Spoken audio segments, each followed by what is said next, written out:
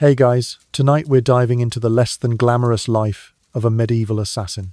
Yes, the sneaky figure you imagine, scaling stone walls, slipping through shadows, and delivering swift justice in the night.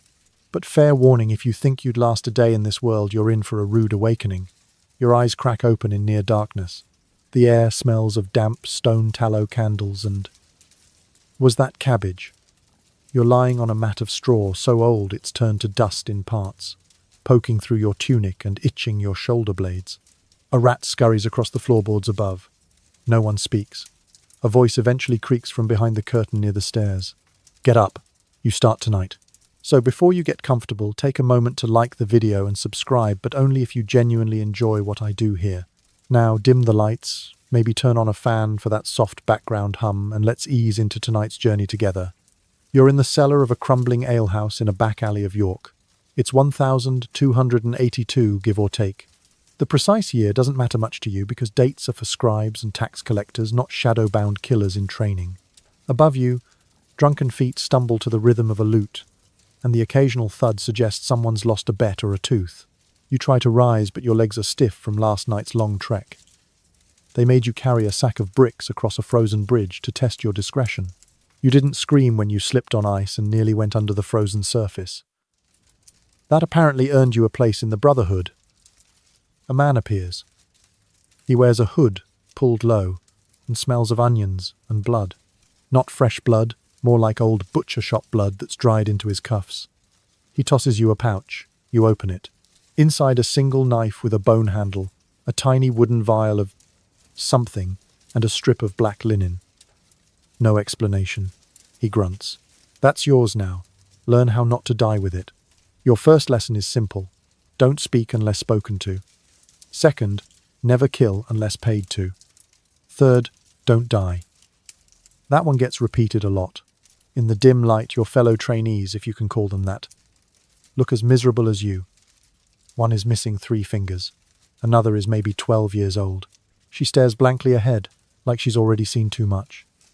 The guild doesn't recruit based on potential. They recruit based on who won't be missed. You spend the next hour learning to breathe without making noise. It sounds easy, right? Turns out, when you really focus on your breath, you start wheezing like a church bellows. The instructor, whose name you're not allowed to know, throws a moldy onion at your face each time he hears you inhale. Outside bells chime for compline prayers. That means it's close to midnight. The city's finally quieting, and that means it's time for you to leave the cellar. They blindfold you not for secrecy, but because the back stairs are missing half the steps and they want you to learn to feel them in the dark. You trip twice. The second time you catch yourself before tumbling into what smells like pig waste. Progress. Once in the alley, your mentor gives you your first real test. Follow a man leaving the tavern, but don't be seen. That's it. Just follow. He doesn't say what the man did or why he matters. That's not your concern. You try to keep your distance, but you learn quickly that wet cobblestones and leather soles make a duet loud enough to wake the dead. Your target looks back 3 times. On the 4th, he stops suddenly and ducks into an alley. You freeze, heart pounding. Was he suspicious, or just relieving himself? You crouch behind barrels that reek of spoiled fish. Then something grabs your shoulder. You panic. Twist. Stab. It's the instructor. His breath is hot and furious in your ear. Never turn your back on a blind alley, he hisses. And never strike without knowing who's behind you. You've failed, but you're still alive, which apparently counts as a win. Back in the cellar, you're given a chunk of rye bread with more mold than flour and a tin cup of what might have once been ale. You eat like it's a feast. You've earned your place at the bottom. Here's the thing about medieval assassins. They weren't sleek, stylish killers like the legends make them out to be. They were scrappy, poorly fed, undertrained, and often used as pawns in disputes far above their comprehension. A failed mission didn't just mean death. Sometimes it meant mutilation, or being blamed for someone else's failure. Scholars remain divided on just how organized these guilds actually were. Some argue they were structured like military units with strict hierarchy and doctrine. Others believe they were little more than criminal gangs with some flair and a spooky name. You lie down again. The mat is still itchy, the rat still bold, and your head still buzzing from what might have been your mentor's elbow to the temple. But you're in, barely. And tomorrow they teach you about poisons. because apparently stabbing isn't discreet enough. You wake with a strange taste in your mouth. Not from food. There was none but from the faint aroma of something bitter and acrid that seems to have soaked into your hair, your straw mat, and your very soul. A few feet away, someone is retching into a corner. You hope it's the bucket. You really, really hope it's the bucket. Today they're teaching you poisons. You're not sure what you expected. A dusty apothecary filled with dried herbs, scrolls covered in neat Latin script, maybe even a cauldron bubbling ominously number. What you get is a burlap sack already squirming. Inside beetles, crushed nightshade berries, something that looks suspiciously like fermented dung, and a handful of moldy mushrooms. Nature provides, your instructor says, with what might be a grin, or possibly a mild facial spasm. If it smells like death, it probably works. Your first job is simple. Take a mortar and pestle. Grind the ingredients. Don't sneeze. If you do, it's your own lungs that might seize up. You lean over the mixture, the air immediately turning hostile. It's like inhaling a compost heap, marinated in vinegar and despair. Your eyes water, your fingers sting. And then someone does sneeze 2 pallets over. He goes limp moments later. No one panics. They just drag him to the corner. That's lesson 2. You will make mistakes, but only some are fatal. Pick the right ones. The guild doesn't use poison often. It's too slow, too unreliable. But sometimes they say there's no other way. If the target sleeps behind iron gates surrounded by guards with a food taster, well, that's where you get creative. And that's where beetle venom in a drop of wine becomes your best friend. Whisper 1 in the comments below if this tale charms your heart, or 2 if it sends shivers down your spine. You're told to coat a blade in the thick green sludge you've just made. Then you're handed a dead pig's foot. Practice stabbing. Again and again. The foot is old, stiff, and doesn't feel remotely like a human arm. But apparently that's not the point. Learn pressure. Learn depth. Learn how far you have to go before the poison gets a ride. This, it turns out, is your entire afternoon. By evening, your fingers are stained brown-green, and your mouth is dry from holding your breath so much. You watch the instructor prepare a test dose. He dips a nail into the sludge, then taps it onto a crust of bread. It bubbles faintly. Someone will eat this, he says. Someone you don't like. Your stomach turns. You've made plenty of enemies in just one day, accidentally elbowing that toothless trainee, getting caught using someone else's blanket, almost stabbing your mentor. But no one deserves that. Right, he chuckles. Relax. It's for rats. They throw the bread into a crate, and within seconds the scratching stops. Completely. See, he says. Effective. Just don't mix it up with your snack. The line between food and poison you're learning is thinner than parchment. In medieval kitchens where hygiene is a rumour and spices are cover-ups for rot, a single wrong root could do the job of a dagger.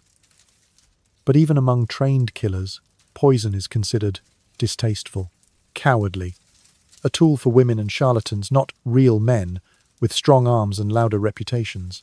Experts still debate whether poisoners were genuinely respected within guilds or quietly resented. Your mentor tells you a story because even medieval assassins like to gossip over spoiled mead. A woman once killed a duke with a piece of salted pork dried in monkshood and buried for 3 nights under a gallows tree. Took 3 weeks to die, he says with admiration. He thought it was gout. Never suspected his mistress. You're not sure if he means for you to be impressed or terrified. Probably both. As night falls again, you're given your first real poison to carry. It's in a carved bone vial, small enough to hide under your tongue. They tell you not to open it unless you have a reason. And if it spills, not to breathe. You sleep with it under your pillow. It smells faintly of almonds and rot. That night you dream of beetles crawling across your chest, whispering in Latin. You wake up convinced one of them is real, but it's just your imagination. Probably, your sense of smell may never recover. Your conscience. It's been asked politely to leave the building. Welcome to the subtle art of medieval poisoning, where your herbs might heal or they might kill, and your career depends on remembering which is which. They say the blade is the true mark of the assassin. Not the shadowy cloak, not the cryptic symbols, not even the unsettling silence. No, it's the dagger, short, personal, and utterly unforgiving. This morning you're handed one. Bone-handle dull steel. A blade just long enough to slide between ribs if you hit it just right. Emphasis on if. The training starts at dawn, with a dead sheep suspended by ropes in the courtyard. It spins slightly in the cold wind like some macabre piñata. Your task: stab it, quietly, cleanly, without alerting the guard napping in the nearby chair with a tankard over his eyes. You creep forward. The dagger feels heavier than it looks, and your palms sweat despite the chill. You stab, and the sheep jerks violently, twisting the rope. It thuds against a barrel which clatters. The guard stirs. You freeze. He snores. "Terrible form, your instructor," says from behind you, making you flinch and almost stab your own foot. You angle too steep. The ribs deflect. Always go under the rib cage, not into it. He grabs your wrist, twists it, and plunges the blade into the sheep's flank. The movement is smooth, efficient, horrifying. There, like a whisper. Again. You spend hours repeating the motion. Your arm begins to cramp. Your wrist turns red. And the sheep, it is no longer presentable for dinner, or anything else really. You're shown how to aim for the neck, the kidneys, and if you're desperate, the femoral artery. There's a lot of blood in that one, they say. Too much. Best avoided unless you like screaming and puddles. They call it the silent kill, but here's the truth, it's rarely silent. The body thrashes. The victim groans, gurgles, gasps. It's messier than any storybook would dare admit. No swoosh and collapse. More like a very ugly dance you have to lead with absolute precision, or end up wearing the consequences. Even medieval sources admit this wasn't the assassin's ideal method. Experts still debate whether these so-called silent kills were mythologized long after the fact to build up the mystique of the profession. Some suggest that most assassinations were actually ambushes involving multiple attackers, not lone wolves in alleyways. You're also taught how to move in for the kill. Slowly, quietly, but not too quietly. If you're silent as a ghost, your instructor grunts, they'll get nervous. Make a bit of noise enough to feel real, like a cat, not a phantom. Great. Now you're expected to perform your stealth. Next lesson, breathing. You didn't know you were doing that wrong too. Apparently, assassins breathe in patterns. You inhale when stepping, exhale when striking, hold your breath when drawing the blade back. It feels like you're trying to learn interpretive dance with a corpse. Your instructor hands you a second dagger. This one's curved slightly and has an ivory pommel shaped like a snarling dog. For gutting, he says simply. You ask why you'd need two blades. He shrugs. Sometimes the first one sticks, or breaks, or gets dropped when the target screams in your face. Comforting. To lighten the mood, one of the older trainees jokes that the curve of this particular blade was modelled after a chicken's beak. Everyone laughs. Then your instructor deadpans. That chicken killed a mare. No one laughs after that. You're told to practice drawing the blade from your belt, your boot, and if you're flexible enough, your sleeve. Each draw must take less than 2 seconds. You get it down to 3.5. That's the difference between a job done and a job undone, you're told. Or a job where you become the body in the alley. The guild provides targets made of bundled straw wrapped in pigskin. They hang from rafters in the cellar like eerie ghosts. You're to sneak up behind them and strike without hesitation. You try. The blade catches. The straw wiggles. You slip and fall into a barrel of vinegar-soaked linens. Again, you spend the afternoon wiping the sting from your eyes and trying not to cry. But hey, at least it covers the smell of poison from yesterday. For dinner, you get a bowl of thin broth with bits of turnip. You're not sure if the flavour is from the vegetables or the wooden spoon. It doesn't matter. You eat in silence, your fingers still twitching with the motion of 1,000 practice stabs. Somewhere nearby, a bell tolls. Someone is being executed in the town square. You don't flinch. Neither does anyone else. It's just part of the ambience now. As you lie down for the night blade tucked under your blanket, you wonder, would you actually have the stomach for it? Could you really sneak behind a living, breathing person and plunge metal into them with no sound, no hesitation, no regret? You think of the spinning sheep, of the straw dummy, of the vinegar barrel, and you realize the mechanics might be learnable, but the mindset, that's going to take a lot longer. And probably another dead sheep, the cloak, the mysterious, all-concealing dramatic garment of every assassin's fantasy.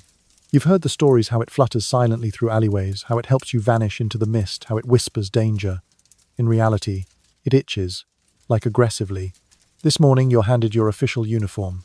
It's a faded grey wool cloak, roughly the texture of a horse blanket that's been dragged through a barn. It smells faintly of mildew and curiously smoked herring. There's a hole near the hem, possibly from a rat. possibly from a dagger. Either way, it's yours now. They make you put it on over your tunic. It's heavy, hot, and it swishes loudly. With every step, it sounds like someone rustling through an armful of dry leaves. You shuffle across the training floor trying to be stealthy, and your cloak hisses behind you like a disapproving librarian. First lesson, the guildmaster says, lose the drama. You're not a noble. You're not a wizard. You're not in a play. You're here to blend in, not star in your own legend. You try tucking the cloak tighter. It bunches awkwardly around your belt, creating strange bulges. You look less like a shadowy killer and more like a traveling broom salesman. Worse, when you try to reach for your blade practice, draw number 50 today, the cloak gets caught. You end up flailing in circles trying to unsnag it from your belt loop, your scabbard and your own elbow. Someone snickers. You glare. Then your instructor flings another onion at your face. You barely duck this time. And let's not forget the boots. They hand you leather boots so stiff they might as well be carved from wood. No soft soles, no cushioning, just hard leather on harder cobblestone. You try walking in them and immediately sound like a drunken mule. Clop, clop, clop. Assassins, it turns out, were not known for their subtle footwear. Period accounts suggest some opted for bare feet or simple cloth wrappings. But for guild formalities or cold winters, boots were required, and no one bothered to pad them for silence. You're given wax to rub on the soles. It'll soften them up, they say. It does. A bit. Mostly it makes you slide on smooth stone, which leads to a spectacular pratfall into the candle bin. You emerge smelling like beeswax and shame. Tap 3 in the comments below if this story makes you smile, or 4 if it leaves you chilled. Back in the cellar, you're told to practice movement drills while cloaked. You must sit, stand, crouch, draw your blade, retrieve an item from your boot, and leap over a barrel, all while keeping your cloak from flaring, tangling, or tripping you. You fail. A lot. On attempt 6, the hem of your cloak catches on a nail and tears loudly. On attempt 9, the fabric slips over your eyes mid-jump and you headbutt the barrel. By attempt 12, you're seriously considering just wearing a bedsheet and calling it a day. There's a reason most real assassins probably didn't wear long cloaks, unless absolutely necessary. Scholars remain divided on how often such garb was actually used in stealth. Some argue the cloak was symbolic, worn only for ceremonial jobs or as guild identification. Others suggest that cloaks were standard attire for everyone, assassin or not, and that discretion came from behavior, not fashion. Still, there's no denying that the cloak makes you feel different. When you stand still enough in a shadowy corner with your hood up and your arms folded beneath the folds, you almost look the part. Mysterious, ominous, dangerous, until you sneeze. Then it's back to flailing and unraveling. You get one moment of minor glory during a rooftop exercise where you're told to scale the side of the alehouse, leap across a narrow gap, and drop into a hay cart. Everyone else botches it. One loses their grip, another overshoots the cart and lands in mud. You nail it. Cloak billowing, a little boots. Silent thanks, wax blade. Tucked body low. You land with a thud and a puff of hay. It smells earthy and old, but you made it. Your instructor gives a faint nod. You cling to that like a drowning man to a log. But the glory fades quickly. The hay cart belongs to an old farmer who promptly yells about thieves and smacks you with a turnip. You scramble out, cloak tangled in the cartwheel, and land back in the mud anyway. By dusk, your cloak is ripped, your boots soaked, and your dignity somewhere under that turnip cart. You head to the wash basin and try to clean off the day's mistakes. But wool cloaks don't dry easily, and wet leather boots, they don't stop squeaking once they start. You fall asleep in your damp gear, dreaming of modern sneakers and windbreakers. You wonder if the future has better assassins. Ones with silent zippers and moisture-wicking shirts. Ones who don't get taken out by turnips. But for now you're stuck here, clumsy, cloaked, committed. The night is cold, damp, and just a little too quiet. You crouch behind a cracked wine barrel outside the parish gates, knees aching from the cobblestone's cloak, already snagged on a nail. In your gloved hand, you grip the dagger you've been practicing with for days. It's your first real assignment. Your target, a corrupt priest. He's not just any holy man. According to the guildmaster, he's been skimming from tithes, blackmailing confessions out of noble women, and possibly dealing in relics so fake even the bones are from pigs. The locals hate him, but the bishop protects him. That's where you come in quietly. You've followed him for 3 days. You've memorized his evening route from the vestry to his little garden shed, where he tends to a collection of questionable herbs and sniffs a bit too much myrrh. The plan is simple. Wait until he ducks inside, slip in behind him, and deliver one clean blow. You've rehearsed it in your head 100 times. Reality, of course, has other plans. You shift your weight to your right foot, but the cobble beneath it is slick with moss. You nearly slip, catch yourself, but your boot scuffs loudly. Somewhere a dog barks. A candle flares behind a window. You freeze. Count to 10. Nothing. Then you see him. The priest waddling out the back door in his heavy robes, carrying a lantern and a basket of what looks like figs. You hadn't prepared for figs. He hums to himself tunelessly, the kind of smug hum that makes you want to break into a sprint and knock the lantern out of his hand. Instead, you move. Slow, silent blade. Low. The shed door creaks open, and he steps inside. You count to 5. Then you follow. It's pitch black. The smell inside is overwhelming. Some mix of damp straw incense and dried garlic. You take a step. Your foot lands on something soft and squishy. You stifle a grunt. The priest stops humming. "I know you're there," he says calmly. Panic hits your stomach like spoiled turnip stew. You press yourself against the wall blade, ready. "I could smell you from the alley," he says. You freeze. Your cloak, the poison, the boots, the vinegar barrel. You stink like an entire medieval market day rolled into a single outfit. "I don't know who sent you," he mutters, lighting another candle, revealing his pale, waxy face. "But they never send the good ones first." You lunge. He moves faster than you expect for someone built like a pudding. He ducks, you overextend, and suddenly you're tangled in drying herbs hanging from the ceiling. Oregano, in your face, thyme up your nose. You swing blindly. Miss. He throws the fig basket at your chest. It hits you square in the ribs, and you stagger back. Your dagger clatters to the floor. He grabs a long-handled censer. Yes, the thing used to wave incense during Mass, and swings it like a flail. You duck. It crashes into the wall behind you, leaving a dent the size of your skull. You fumble in the dark, finally find your blade and raise it again. But the priest is already out the door, waddling off with surprising speed and shouting, "Thive, murderer devil!" The bells ring within seconds. Guards, torches, dogs.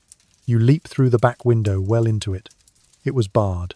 You bounce off dazed and finally crash through the frame like a sack of beets. On the other side, you land in a compost heap. You run. Your boots slap through puddles. Your cloak catches on every possible corner. A dog tears after you, barking so loudly it might wake the saints.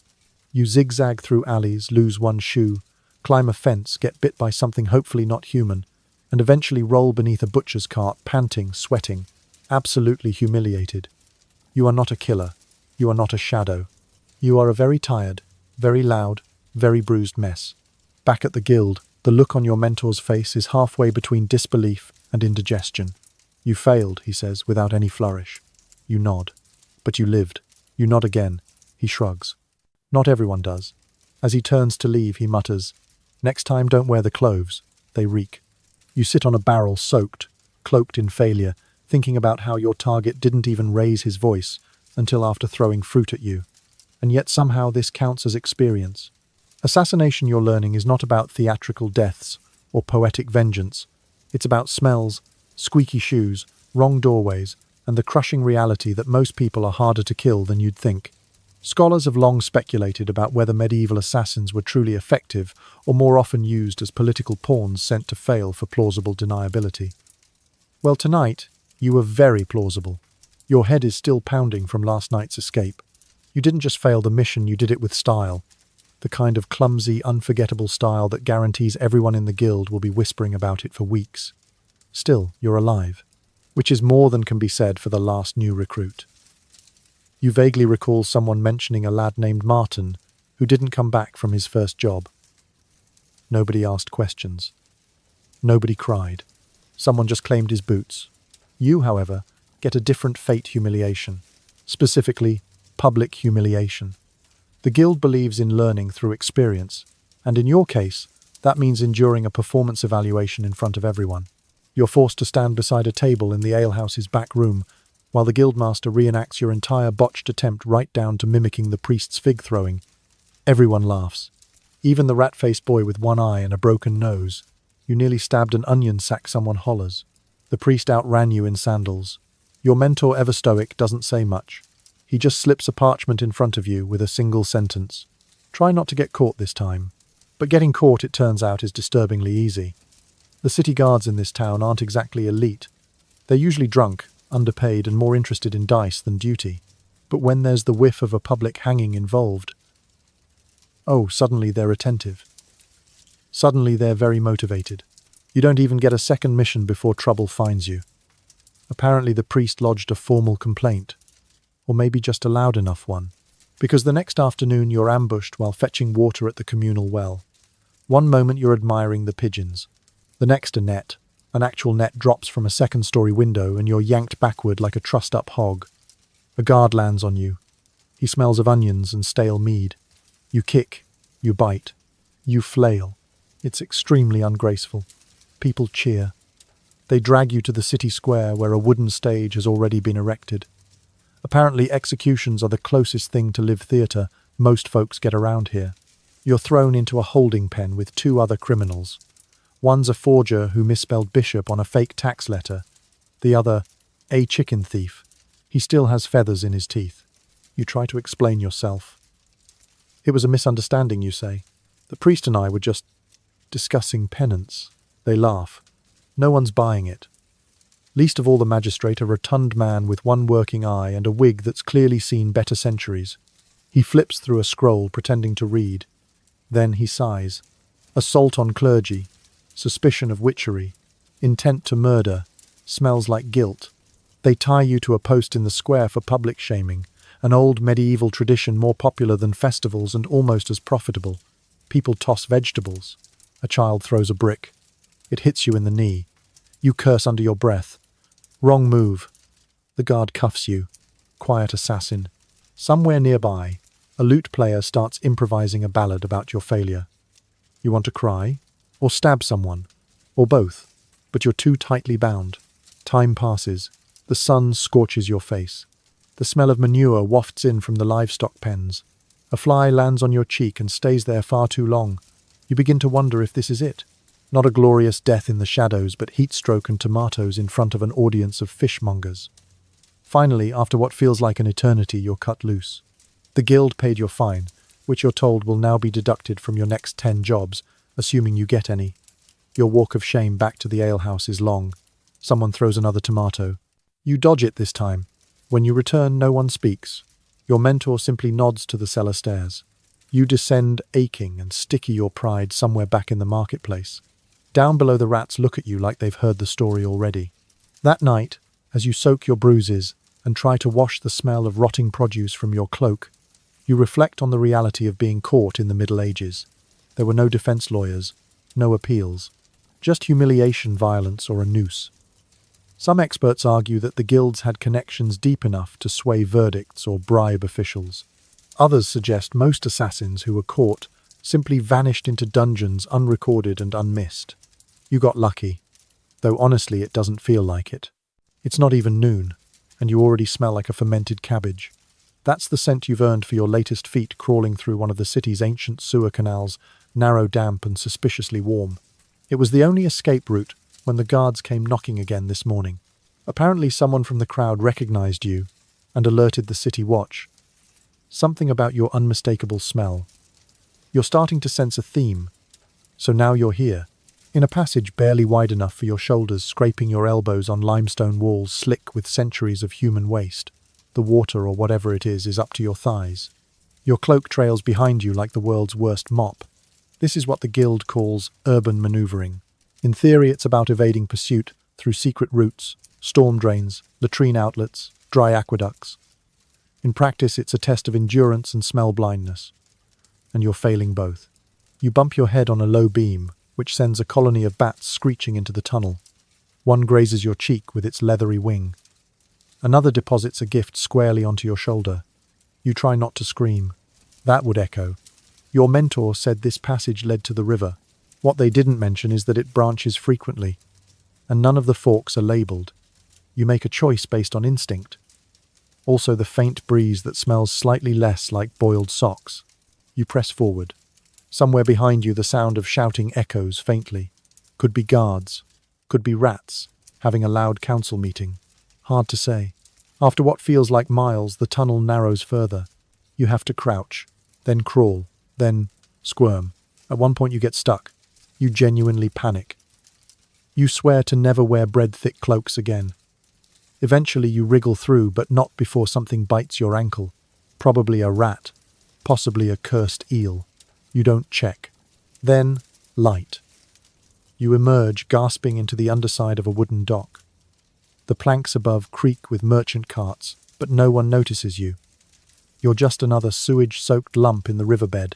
You crawl onto the bank and lie there for a moment, dripping, twitching, very much rethinking your life choices. Congratulations. You've passed your first escape drill. Sort of. According to medieval records, city sewers weren't designed for stealth, but some guilds used them anyway, often digging their own extensions. Scholars still debate whether major European cities actually maintained full networks suitable for escape, or if these were improvised dangerous routes used in desperation. Based on your current condition, you lean toward desperation. Back at the guild, you receive no welcome. Just a bucket. You're told to strip and douse yourself behind the stables. The water is freezing. The soap smells like pine, tar, and regret. You scrub until your skin feels raw. Even then, you can't shake the stench completely. It's in your hair, your boots, your soul. One of the older assassins hands you a small sack of herbs and says, "Boil this. Rub it under your arms." Also, you might need to burn your cloak. You do. It goes up surprisingly fast, like it was waiting for this moment. Clothing, it turns out, is a major concern for anyone working in close quarters. One stinky recruit can blow an entire mission. You're assigned a fresh set, coarse tunic linen underlayers and a new hood, this one tighter, less flappy. Your boots stay the same. You're told to be grateful. Later, you sit in the corner of the guild hall, sipping something that vaguely resembles broth. Your mentor sits beside you and says, without looking, "You survived the tunnel. That's something. Most don't." You want to ask how many didn't, but you don't. Some things are better left unnumbered. Then he says, "Next time try the rooftop route. Less rats." You nod slowly. Rats you can handle. Eels with teeth. Not so much. As the sun sets, you catch your reflection in a blackened cooking pot. You look different. Dirtier, yes, but harder too. Less like a victim of circumstance. More like a professional misfortune magnet. A medieval survivor. Barely.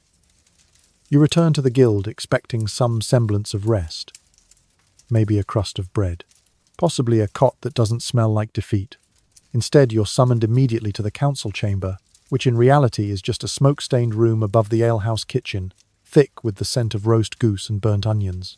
The guildmaster is there, of course, seated on a crate like it's a throne. He doesn't look up as you enter. "You survived the sewer," he says, stirring something with a chicken bone. "Barely. But you've got spirit." You take that as a compliment. Then he tosses something toward you. It lands on the floor with a metallic clink. A ring iron crudely forged, etched with a mark you recognize as the guild's crest. A dagger through a twisted vine. "Welcome back," he says, and finally looks you in the eye. "Try not to disgrace us again." You nod, though your pride feels like a bruised apple present, but mushy. He gestures behind him. "You've got a guest." From the shadows, a thin woman emerges. She walks with the slow, deliberate grace of someone used to silence. Her face is mostly hidden beneath a hood, but you catch a flash of amber eyes and a sharp, crooked grin. "This is Needle," the guildmaster says. "She's here to evaluate you." Needle doesn't speak.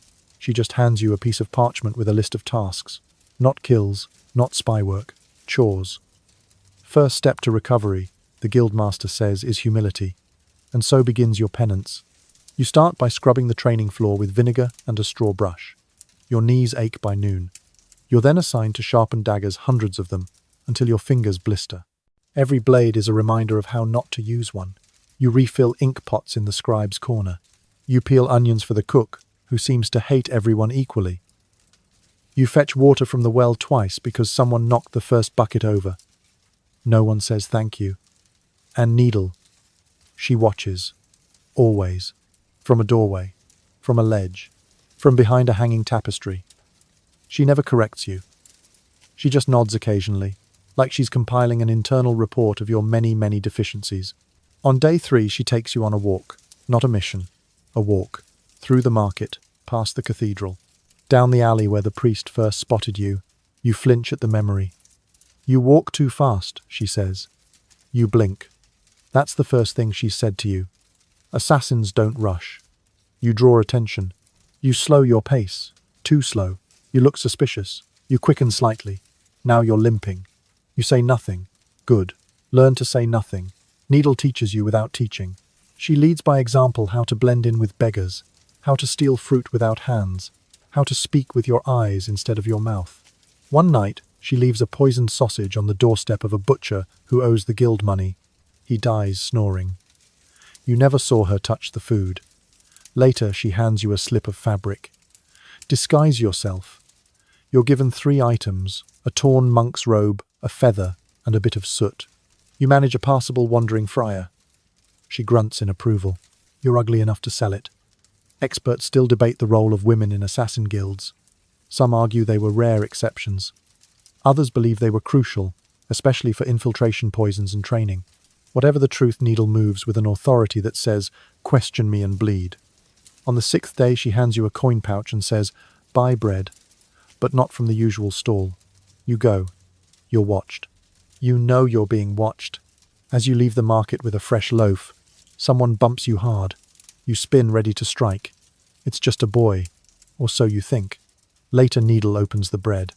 A slip of paper falls out. A coded message. "That's your first pass," she says. "You didn't get killed. Or robbed. You noticed the tail. Well done. You feel like you've just passed an exam in a language you never studied."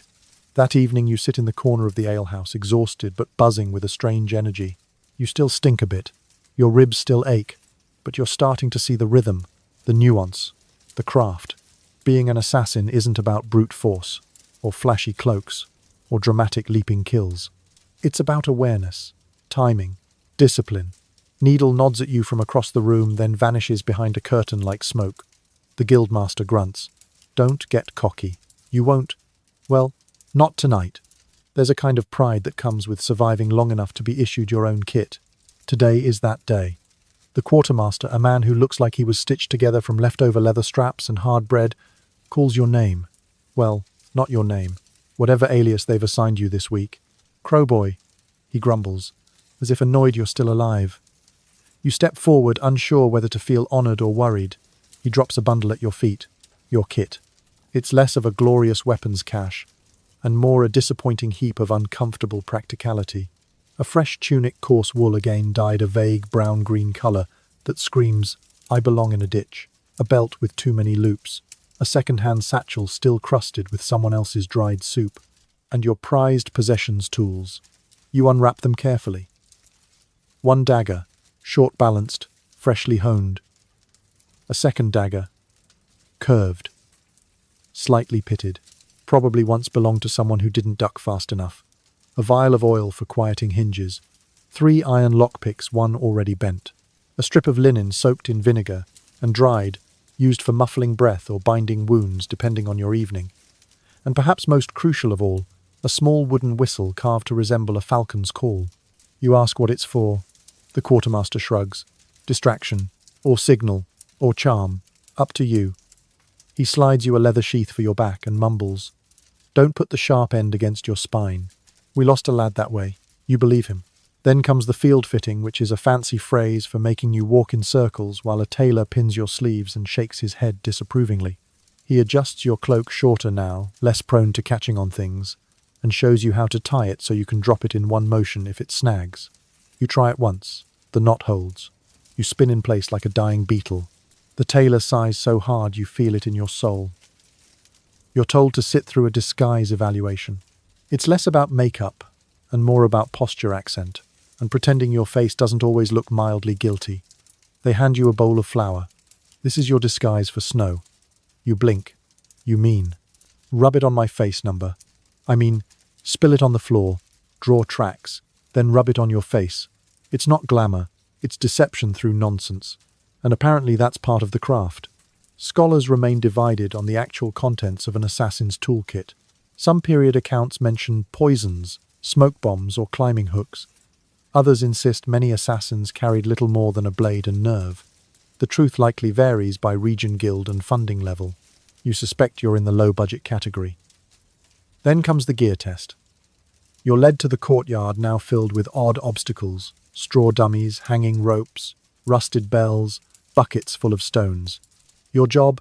Move through without making a sound. You fail immediately. One footstep, and a bucket tips. The bell rings. A dummy collapses. You try again, and again. By the seventh attempt, you're moving like a mouse with sore knees but quieter. You've learned to walk heel to toe, to hold your breath when stepping near gravel, to distribute your weight like you've studied goat anatomy. Eventually, Needle appears watching from the upper walkway. She says nothing. You move faster. By nightfall, you've earned a pat on the shoulder from the quartermaster. You consider that a promotion. Back in the cellar, you lay out your kit with a certain reverence. Each item has a place. Each piece has a purpose. It's like assembling a puzzle of survival. You even polish the bent lockpick. You'll name it later. Something like Lucky. You lie down on your straw mat tools arranged beside you like a knight with a very disappointing armory. Still, it feels different now. You're not the same bumbling recruit who once slipped on moss and dropped a dagger into a chicken coop. You're now the kind of bumbling assassin with a proper toolkit and maybe a sliver of competence. You fall asleep with the faint smell of oil and vinegar in your nose, your hand resting on your satchel. You dream of locks clicking open, of boots that don't squeak, and of whistles that confuse entire taverns into brawls. And for the first time, you don't dream of failure, at least not right away. You're crouched on the floor of the candle, maker's attic, staring at your own reflection in the polished base of a tin bowl. You don't recognize yourself. The woolen cowl shadows your eyes. There's soot on your cheekbone, intentionally placed to break the contours of your face. Your lips are dry from holding your breath too often. Your boots are cracked. And your fingers. They tremble not from fear but from anticipation. Tonight's objective is simple. Infiltrate a noble's garden during a feast and observe. Not kill, not sabotage. Just watch. Record who enters the house and who leaves. Sounds boring, but boredom is luxury.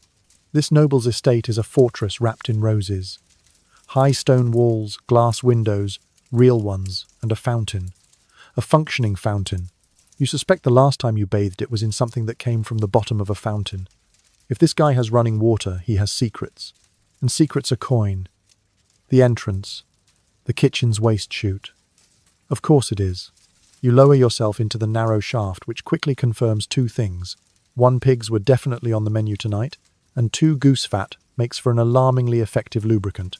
You slide in, land in a heap of bones and boiled cabbage. Stand. Quietly. Wait. The kitchen is bustling. Cooks shouting. Steam hissing. Knives clattering. No one notices a cloaked figure slinking along the baseboards. Because who expects that? You hug the shadows, grateful for the soot on your skin and the wax on your boots. You slip through a side door into the herb garden. Moonlight bathes the lavender and thyme. Your path winds behind trellises under ivy arches, past whispering servants sneaking kisses. You duck into a rose arbor and settle on your belly. Time to watch. For 2 hours you see nobles stagger through the garden to relieve themselves, air their tunics, or argue about debts. You take mental notes. That's Lord Bellamy with ink on his sleeves. That's Lady Agatha limping from new shoes. That's someone in monk's robes who's definitely not a monk. Then you spot him, the noble himself. Young, overdressed, wearing 3 rings too many. He stumbles into view with a silver goblet and a loud complaint about the rising price of confession. He's not alone. With him, cloaked, thin, silent, is someone you recognize instantly. Needle. She doesn't speak, just nods at the man. He flinches like she just pricked his soul. You watch from 10 paces away, breath-held heart thudding. They whisper. You can't hear, but her posture says control. His says regret. He hands her something small wrapped in velvet. She tucks it away. Then, just as silently as she appeared, she vanishes into the hedges. The noble finishes his drink, stares at the stars, and mutters, "May she never come back." You wait another hour. Nothing happens. Then you leave. Carefully. The way you came. But your exit, through the waste chute, is less graceful. Someone moved the barrel that cushioned your original landing. You crash onto cobblestones, very nearly sprain your wrist, and scare a cat so badly it yowls like a banshee and bolts into the neighbor's chimney. You make it back to the guild, bruised but buzzing. Your mentor waits. You report what you saw. Every detail, every twitch, every word you caught. He listens, nods, then says, "You missed the most important part." You blink. What part? The monk. That wasn't a disguise. That was a monk. You frown. He didn't act like one. Exactly. That's all you get. He leaves you with a pile of parchment and a broken quill. Your next task, draw a map of the garden from memory.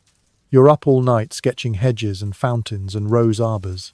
It looks terrible, like a chicken tried to chart a maze. But you remember. You notice. That's what matters. Assassins don't just kill. They observe. They remember. They learn. According to some medieval sources, espionage and reconnaissance were the true bread and butter of assassin guilds. Not glamorous, not deadly, just useful. But experts still debate how systematic these intelligence roles were.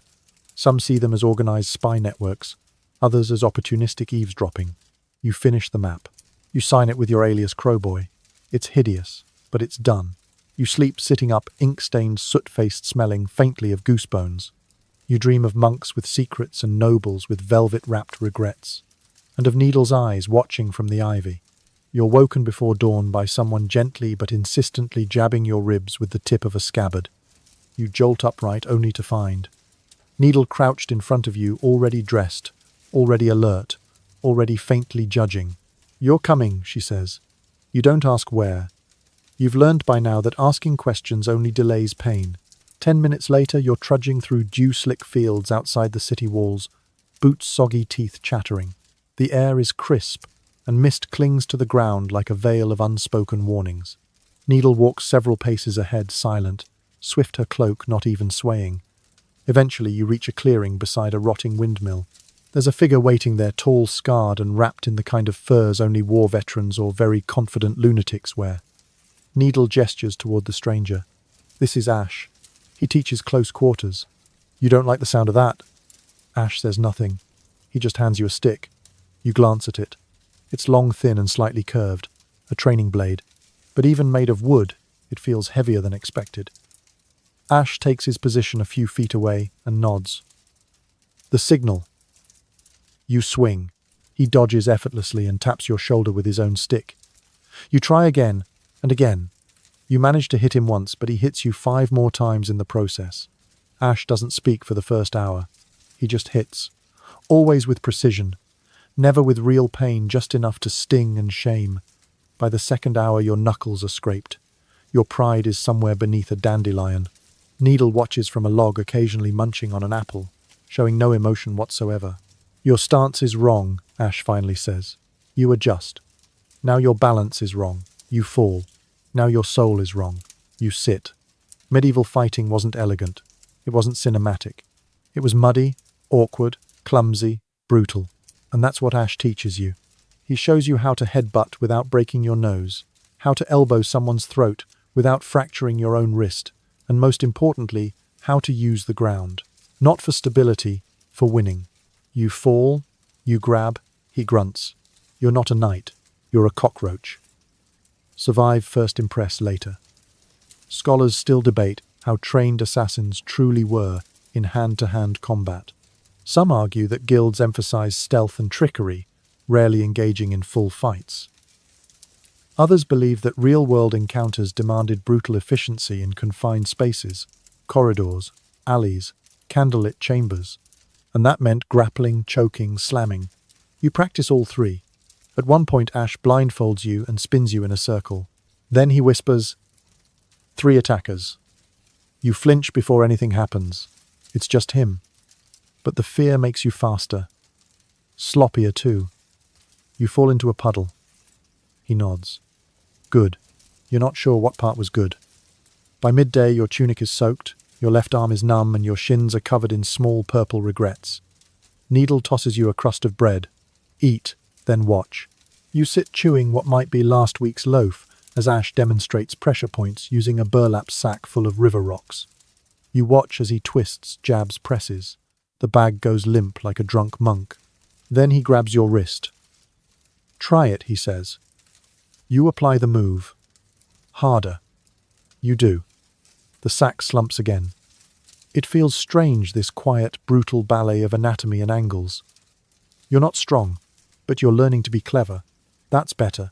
Back in the city, Needle walks beside you for once. "You're improving," she says. You blink. "Really?" "No," she replies flatly. "But you're sweating in the right places." It's the closest thing to encouragement you've ever heard. That night you practice slow strikes with a wooden blade hitting air, counting breaths, watching shadows shift on the wall. Your body aches, but your mind, sharper. You realize that the real danger isn't the blade, it's the reach, the angle, the surprise. You don't need strength, you need leverage. You lie on your mat, the bruises on your back, beginning to throb in that strange, rhythmic way that makes sleep difficult.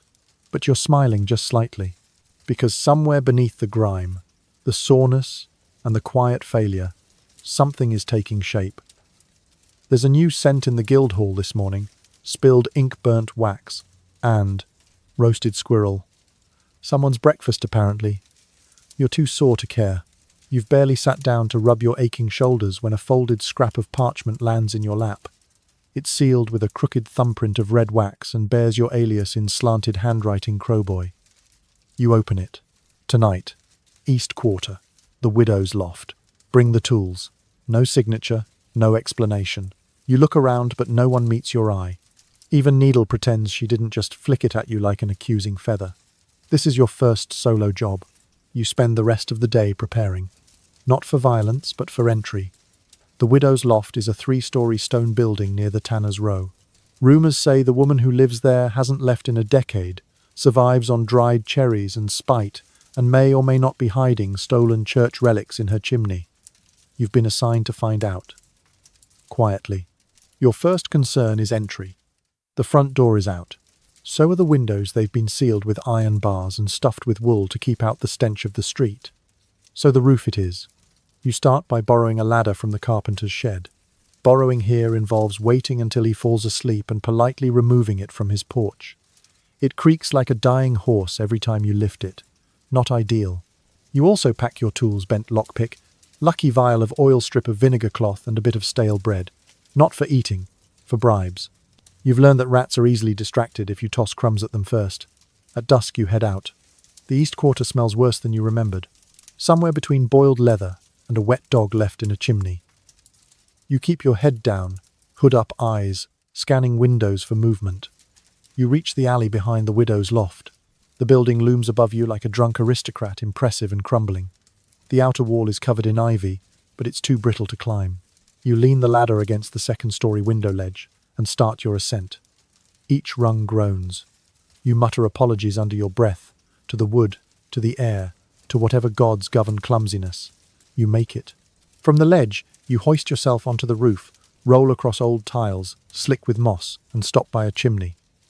The chimney is wide, uncomfortably so. Someone could definitely hide something in there, or fall in and vanish forever. You lower a small lantern on a string. Inside, nothing but soot. Disappointed, but undeterred, you search for a hatch or roof access. There. A tiny door, barely more than a wooden flap, used for cleaning or venting smoke. You oil the hinges. They squeak anyway. You wince. Wait. No sounds from inside. You lower yourself slowly, feet first, into a dusty attic that smells like dried apples and forgotten years. There are dozens of jars on shelves, herbs, bones, marbles, and what might be beetle wings. You don't ask. You step softly. The floorboards complain. You freeze. Wait. Then movement below. The widow. You crouch by a slatted vent and peer through. She's ancient, wrapped in 3 shawls, muttering to herself, her hair tied in 1,000 tiny braids that shimmer silver in the candlelight. On the table before her, a box. Small, black, and etched with runes you can't read. She opens it. Inside, nestled in black cloth, is a gleaming object, round golden, with what looks like a tooth embedded in its center. It pulses faintly. Not literally. Just. Metaphorically. You feel it. That's the relic. You move. A floorboard snaps. She whirls around faster than any old bones should allow. "Who's there?" she calls. You say nothing. She reaches for a bell beside her. You leap through the attic hatch without thinking, drop like a stone roll across the rafters, and land on the second-story balcony with a painful thud. You sprint for the window, slam your shoulder into the frame, and burst out into the alley cloak, flapping like an angry bat. You don't stop running until you're back at the guild. You crash through the door, panting, bleeding from one knuckle, the stolen black box tucked under your arm like a guilty loaf of bread. Everyone stares. Needle sighs. You weren't supposed to take it. The guildmaster raises one eyebrow. But you found it. He takes the box, opens it, stares at the relic, says nothing. Just nods. That'll do. You're dismissed. No praise, no scolding, just silence. But when you return to your cot, there's something waiting on it. A new cloak, shorter, darker, softer, and inside the hem, a loop stitched for lucky your bent lockpick. Someone was watching. Someone noticed. You sleep well that night. You dream of golden teeth whispering bones, and the sweet, sweet feeling of not falling into a chimney. You wake with a sore shoulder, a bruised elbow, and a faint but distinct sense of accomplishment. For once no one throws an onion at your head. That's progress. Today, you're told, is about presentation. Not the dagger, not the cloak, you. Even the worst assassin needs to know how to lie convincingly to a drunk baron, the guildmaster says, swirling a mug of something that smells like hot vinegar. And you look like a startled goat in a funeral robe. You're herded quite literally into the tailor's alcove. He's already waiting, pincushion on one wrist, needle in the other, and a personality that can only be described as passive-aggressively fabulous. You have no posture, he says before even greeting you. Your face says, "Please arrest me," and your shoulders say, "I've never seen a sword in my life." We need to fix that. Thus begins your training in social infiltration. You practice 3 roles today: merchant's apprentice, lowborn scribe, and travelling friar. None of them involve stabbing anyone. All of them involve clothes that itch in new and horrifying places. As a merchant, you learn to carry a coin pouch just heavy enough to suggest you're poor, but not poor enough to rob. You're taught how to haggle just below what the market expects, how to feign outrage without sweating, and how to look at barrels like you actually know what's in them. As a scribe, you're handed a goose feather and a crusty inkwell, and told to copy a letter in Latin. The problem: you don't speak Latin, so you just scribble random loops and hope for the best. The instructor reads it and says, "Ah, church poetry. Excellent." As a friar, you're wrapped in robes that smell like damp hay and assigned a wooden crucifix that's been through at least 2 actual fires. You're taught to mumble blessings convincingly, walk slowly, but not like you're drunk, and smile as though the world is secretly disappointing you. Each role comes with mannerisms, posture, tone, phrases, and each comes with pitfalls. Too confident, Needle says, watching you practice the friar's bow. A real monk never bows that smoothly. You're not greeting a duchess, you're suppressing indigestion. You start over. By midday, you've failed to convince anyone you're anything but a tired teenager in itchy robes. But you're getting better at pretending to know what you're doing, which according to the guildmaster is 90% of the job. You don't need to be a merchant, he says, just look like you've haggled with one. You don't need to be a monk, just smell like one.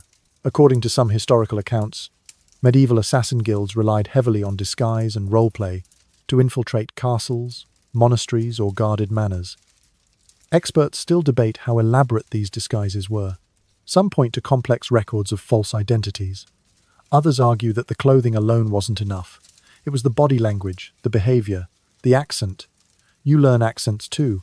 The Eastern lilt, the clipped, noble drawl, the slurred tavern speech that turns every vowel into a puddle. You butcher them all. The tailor rolls his eyes so hard you worry they'll get stuck. Then, as the day winds down, you're given a final test. You're sent to the marketplace dressed as a wine merchant's nephew. You're to inquire casually about a shipment of barrels arriving from the coast. Inside those barrels, smuggled steel. Guild business. You walk the streets with your best fake smile and a satchel full of empty ledgers. At first you're terrified. Every gaze feels like suspicion. Every shout from a stall feels like a trap. But then, you settle in. You chat with a cooper. Joke with a baker. Ask a fishmonger about shipping lanes, and you slip the question in like honey through fingers. Say you haven't heard anything about coastal barrels, have you? The cooper shrugs. Heard someone's cousin brought in a whole shipment last night. Odd timing, though. You nod. Smile. Walk away. The information's small, but it's something. You did it. Back at the guild, you hand over your notes. Needle reads them, then folds them into her sleeve. Not bad, she says, which, from her, is a standing ovation. That night, you practice your merchant bow in the mirror, well in a polished bucket. You look less terrible than usual. You dream of smuggled steel soup-filled scrolls and being mistaken for someone smarter than you are, and for once you dream in accents. You wake to find a note pinned to your boot with a fishbone. That's not metaphor. Someone literally jammed a fishbone through the cuff of your boot and stuck a scrap of parchment to it. You're not even mad. That's creativity. The note reads, "Tonight the bell tower. Bring rope. Don't be late. Don't look down." You sigh. There are few phrases less comforting than "don't look down." You spend the day gathering supplies. A coil of hemp rope from the stable's loft. You definitely weren't supposed to be up there. A small hook and a pair of gloves that might have belonged to the guild cook based on the lingering scent of pickled onion. They're sticky, but better than splinters. As twilight creeps over the city, you find yourself staring up at the bell tower in question. It's tall. That's the first issue. It leans slightly thanks to centuries of weather and poor planning. That's the second. And third, it's made of slippery stone, partially covered in moss and sways in the wind, like a drunk noble on a bad scaffold. This apparently is your next lesson, urban ascent. You begin by sneaking around the back, avoiding the main chapel entrance. The clergy wouldn't appreciate an aspiring assassin stomping through vespers with a grappling hook and murder rope. You find an access ladder, hidden behind a bramble thicket. It's old, very old. The wood creaks like it's composing its own funeral dirge as you ascend. Halfway up, a bat flies out and hits you in the face. You cling to the rung, breathing through your nose, telling yourself bats are good luck. Somewhere someone must believe that. You make it to the roof just as the last bit of daylight slips away. The city below glows faintly. Lanterns, swaying windows, flickering chimney smoke curling into the dark. You don't have time to admire it. Needle is already waiting on the rooftop. She's perched casually on the ledge legs, dangling like she's enjoying a sunset picnic, instead of preparing for vertical death. She hands you a sack. Inside, 4 clay vials corked and sealed with wax. These, she says, are fragile. Deliver them to the window of the Chancellor's attic. Leave them on the sill. Do not knock. Do not speak. Then come back. If you drop one, run. You ask what's inside. She shrugs. Let's say the bishop wouldn't like it. You nod because that's somehow worse than knowing. You sling the rope over a carved gargoyle's neck and test your weight. It holds barely. The stone shifts a little like it's thinking about letting go. You decide not to think too much about that. The descent is slow. Painfully so. Your arms shake, your gloves squeak, your boots scrape softly against the tower's wall. Every step feels like a prayer and a bad decision braided together. You reach the window. The sill is just wide enough. You place the vials down gently, heart hammering. They clink against the stone. One almost tips. You don't breathe until they're all still. Then you climb, back up, harder now. Your shoulders ache. The rope rubs your palms raw through the gloves. At one point you lose footing, swing into the wall, bite your tongue hard enough to taste copper. You keep climbing. At the top, Needle isn't there. You roll over the edge, panting half dead, and find only a single word scratched into the stone with chalk faster. You laugh. It's either that or cry. Historical records suggest bell towers were rarely used by assassins, too public, too precarious. But some accounts hint at elevated access points being used to bypass patrols, especially during festivals when streets were crowded. Scholars remain divided on whether climbs like this were practical or theatrical. You're now qualified to say, definitely both. You coil the rope, head down the safer way through the bell tower stairs. On the way you pass a group of monks humming a psalm. One of them winks. Back at the guild, no one greets you. But in your corner, someone's left a loaf of bread and a wedge of hard cheese. It's not praise, but it's calories. You sit, eat, try not to think about what was in the vials. You dream of swinging gargoyles, chalk-written insults, and climbing endless towers while bats whisper mocking poems into your ear. And because your brain hates you, at some point you do in fact look down. Guild politics aren't spoken aloud, not with real words anyway. They're muttered over tankards, traded through glances, decided with nods, smirks, or a dagger, left just slightly too visible on a table. And lately you've noticed something strange in the air. Not fear, not excitement. Tension. Today starts as usual. You wake with sore muscles and someone else's boot partially on your blanket. But the moment you step into the common hall, you sense it. The silence is too sharp. The glance is too quick. Even Needle walks differently, stiffer, more guarded. The guildmaster isn't in his chair. Instead, a man you've never seen before stands by the fire, draped in a cloak so dark it drinks the light. He doesn't speak. He just watches everyone with eyes the color of old ash. No one tells you who he is, but from the way everyone avoids looking at him directly, you get the feeling that if Death had a favorite uncle, it would be this guy. You sit down to sharpen your blades. Just something to keep your hands busy, but even your whetstone feels nervous. Finally, Needle approaches you. There's been a shift, she says quietly enough, that only the nearby rat hears it too. Higher up, council member dead, poisoned, quietly, and not by us. You blink. We can be poisoned. She raises an eyebrow. Anyone can be poisoned. If you pay enough. Apparently the guild has enemies. Of course it does. What you didn't know was how internal some of those enemies are. There are splinter factions, old bloodlines, rogue cells, retired killers with grudges.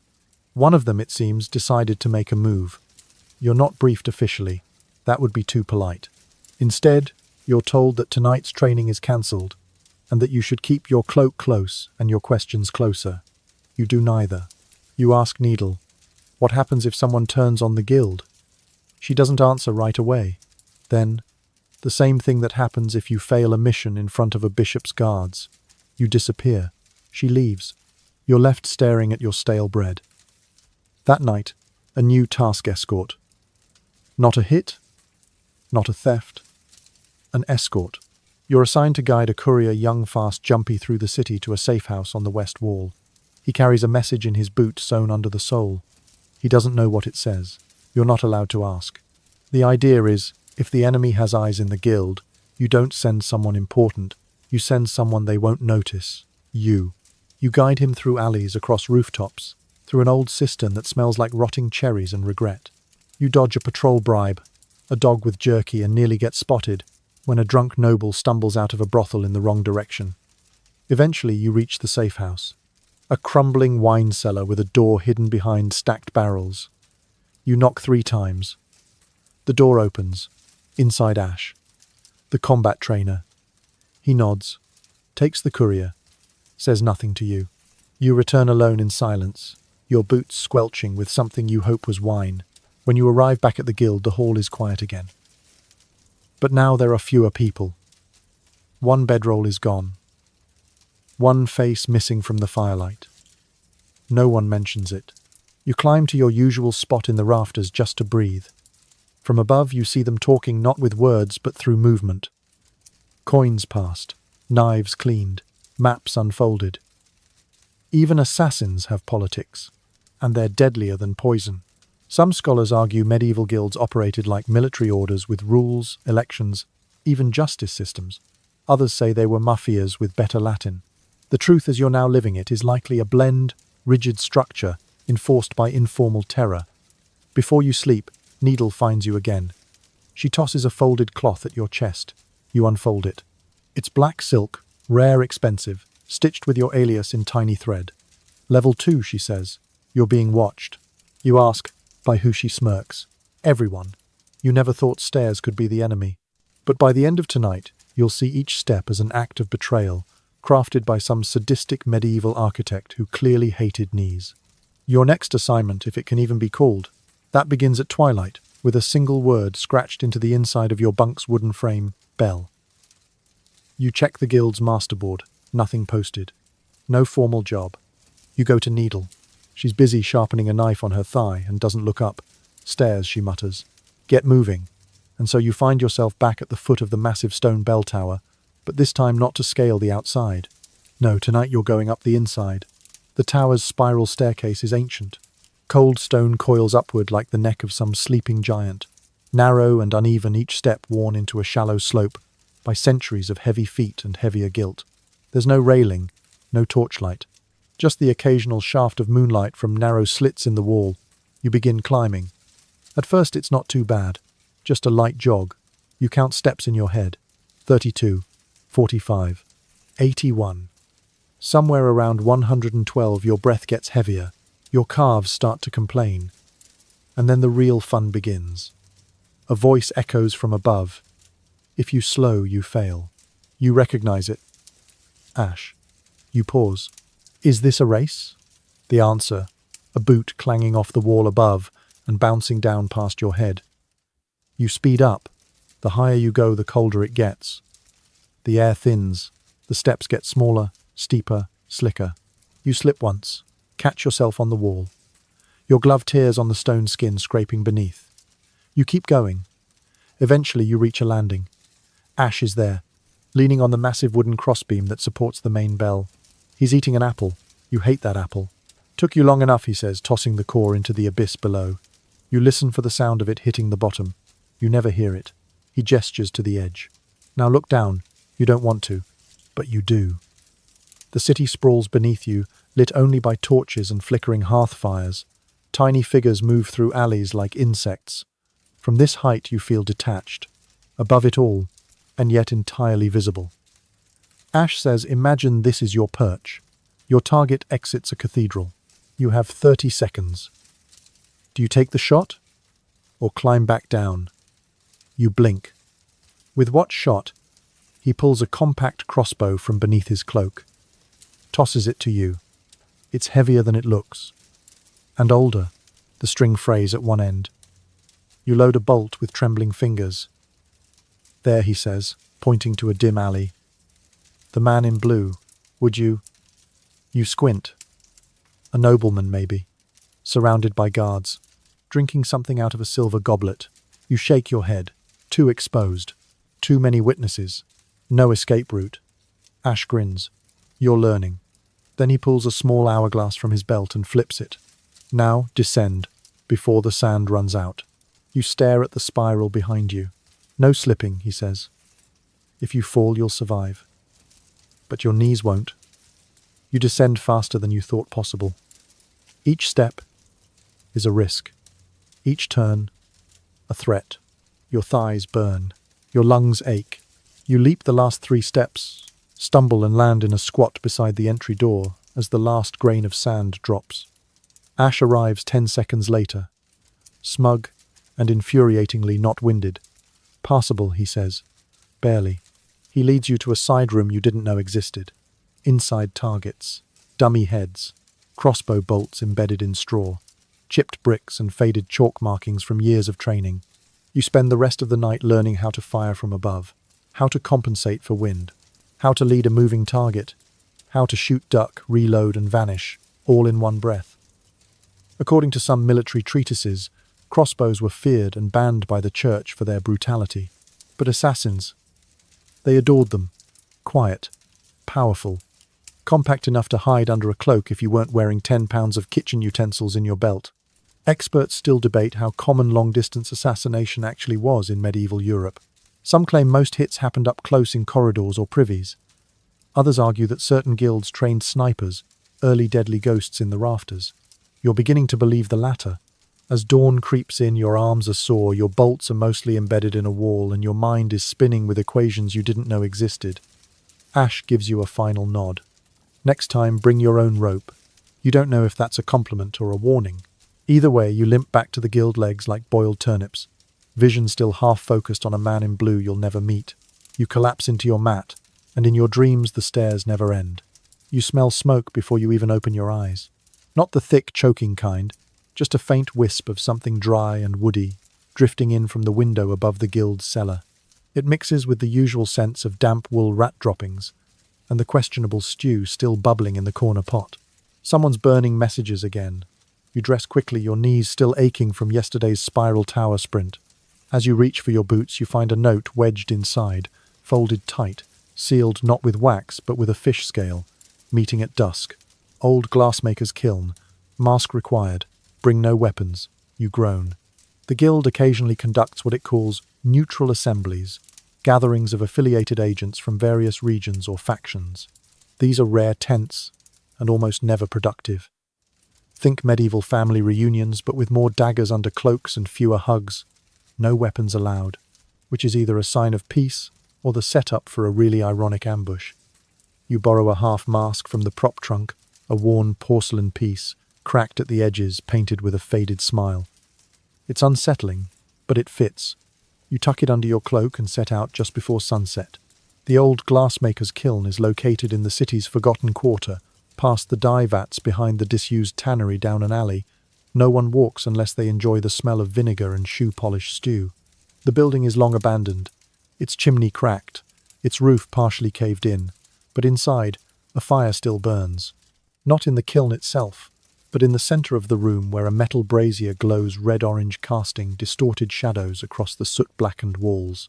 Around it, masked figures stand in a loose circle. You recognize none of them.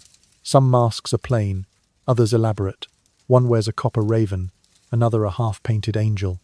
You feel wildly underdressed with your cracked jester face, but no one seems to care. Needle appears beside you like a summoned spirit. "Speak only if addressed," she whispers. "And don't remove your mask no matter what." The meeting begins with silence. Long, uncomfortable silence. Then the raven mask speaks. A low, gravelly voice. "There's unrest in the southern provinces. A client paid twice for the same kill. 2 blades showed up. 1 died." The angel mask responds. "They're getting sloppy. Or greedy. Either way, it ends here." You stand still listening. You weren't briefed on this. You're clearly not here to talk. You're here to watch. Eventually, the subject shifts. A name is mentioned. A familiar one. Yours. "Crowboy was seen near the Chancellor's residence," says a fox-masked figure. Too bold. Too soon. You stiffen. Your mouth goes dry. But Needle, still at your side, speaks before you can. The task was assigned. The relic was retrieved. The drop was clean. The angel mask tilts slightly. "You vouch for him, I do." That seems to settle it. No daggers drawn. No flames flung. Just a long, loaded silence before the fox mask nods. Then he moves up the list. You don't know what list. But you're pretty sure it isn't a dinner invitation. The rest of the meeting devolves into debate territories, clients' rumors of a mole in the eastern chapter. One masked figure says nothing the entire time, just sharpening a thin needle on a whetstone. You make a note not to be in the same room as them ever again. After an hour, the meeting ends with a simple phrase, spoken in unison. Through the shadows, the truth endures. Everyone disperses. You exit into the night air, pulling the mask off, only when the kiln is well behind you. Your face is slick with sweat. Your hands won't stop shaking. You look to Needle, who removes her hood, for once revealing a rare, full expression, neutral but almost pleased. "You're on their radar now," she says. You manage a weak laugh. "Great." She turns to go, then pauses. "Stay alert.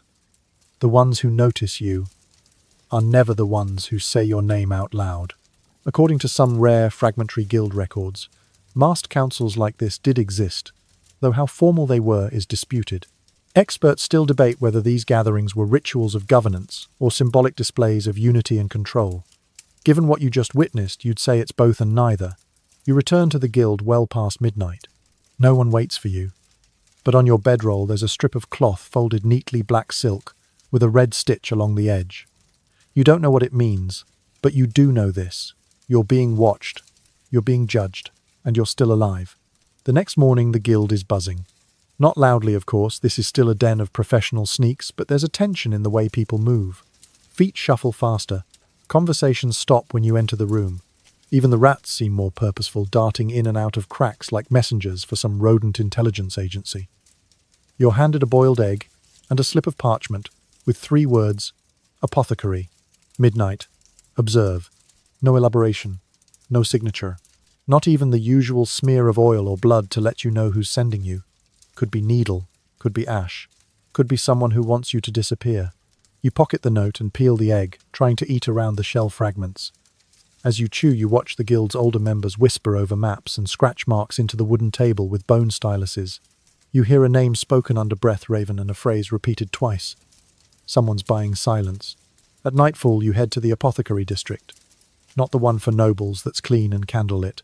No, you're sent to the apothecary beneath the tanner's lane, where the air always smells like spoiled vinegar and decaying meat.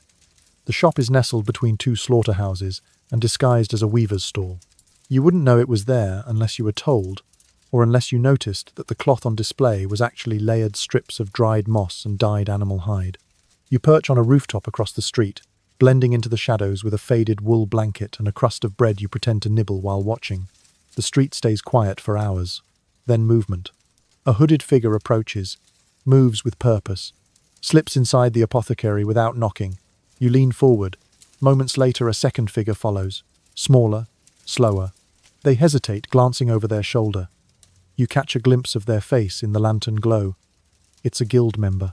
One you've seen sharpening knives and mumbling to himself during stew duty. He disappears into the shop. You wait. 15 minutes pass. Then another shadow moves, this time behind you. You freeze. A soft whisper at your ear. Don't turn around. Just listen. It's Needle. They're meeting about coin, she murmurs. Not guild coin. Outsider coin. You nod slightly. They're selling something. Maybe names. Maybe relics. Maybe worse. You whisper. Why are we watching and not stopping? Because we need proof. And if they suspect they're being followed, they vanish. You both sit in silence, shoulder to shoulder, watching the apothecary's flickering candlelight through the dirty window slats. You try not to breathe too loud. You try not to think about how close your dagger is, how close your heartbeat is to escaping your chest. Eventually, the guild traitor exits first. His hood is lower, his gait stiffer. He walks as if the weight of the coin purse is making him taller. The first figure never comes out. You ask, what now? Needle replies. Now we wait until morning. Then we visit the apothecary. She's gone before you can ask what that means. You spend the rest of the night on the rooftop alone, watching the apothecary candle burn low. It flickers twice, then vanishes. Dawn comes with a greasy fog rolling through the alley like it's searching for someone. You descend boots, aching back, sore fingers numb. When you enter the apothecary's rear door, forced open with a sliver of bone and a silent prayer, you find the interior still and dark. Shelves of dried herbs, animal bones, pots of unlabeled liquid, and slumped behind the counter, the hooded outsider, dead. Not from a dagger, not from poison, from absence, no signs of struggle. No blood, just gone. Like someone had plucked the soul out and left the body behind as an afterthought. You check the hands, stained with ink. The fingertips are burned, like from candlelight. There's a small scroll on the desk, half scorched. You can only make out one phrase before the rest crumbles in your hands. Name list. East Wing. 6 remaining. You don't know what that means. But you know it means someone's been talking, and someone's been listening. Back at the guild, no one says a word when you return. But someone's moved your bedroll. Slightly. Just enough to notice. A signal. You lie down, eyes open, thinking of burned fingertips and vanishing candlelight. Scholars still debate how much internal betrayal occurred in medieval guilds. Some claim these were rare, exaggerated to scare recruits into obedience. Others argue that with enough gold and leverage, even the deadliest guilds could be pierced from within. You now have no doubts. The guild bleeds quietly. And someone is selling the knife. The guildmaster is missing. No note, no signal, no announcement. Just gone. His chair, normally groaning under his weight near the hearth, sits empty this morning. Cold. Unused. The tankard he always held, still half full, sits untouched. That alone is unsettling.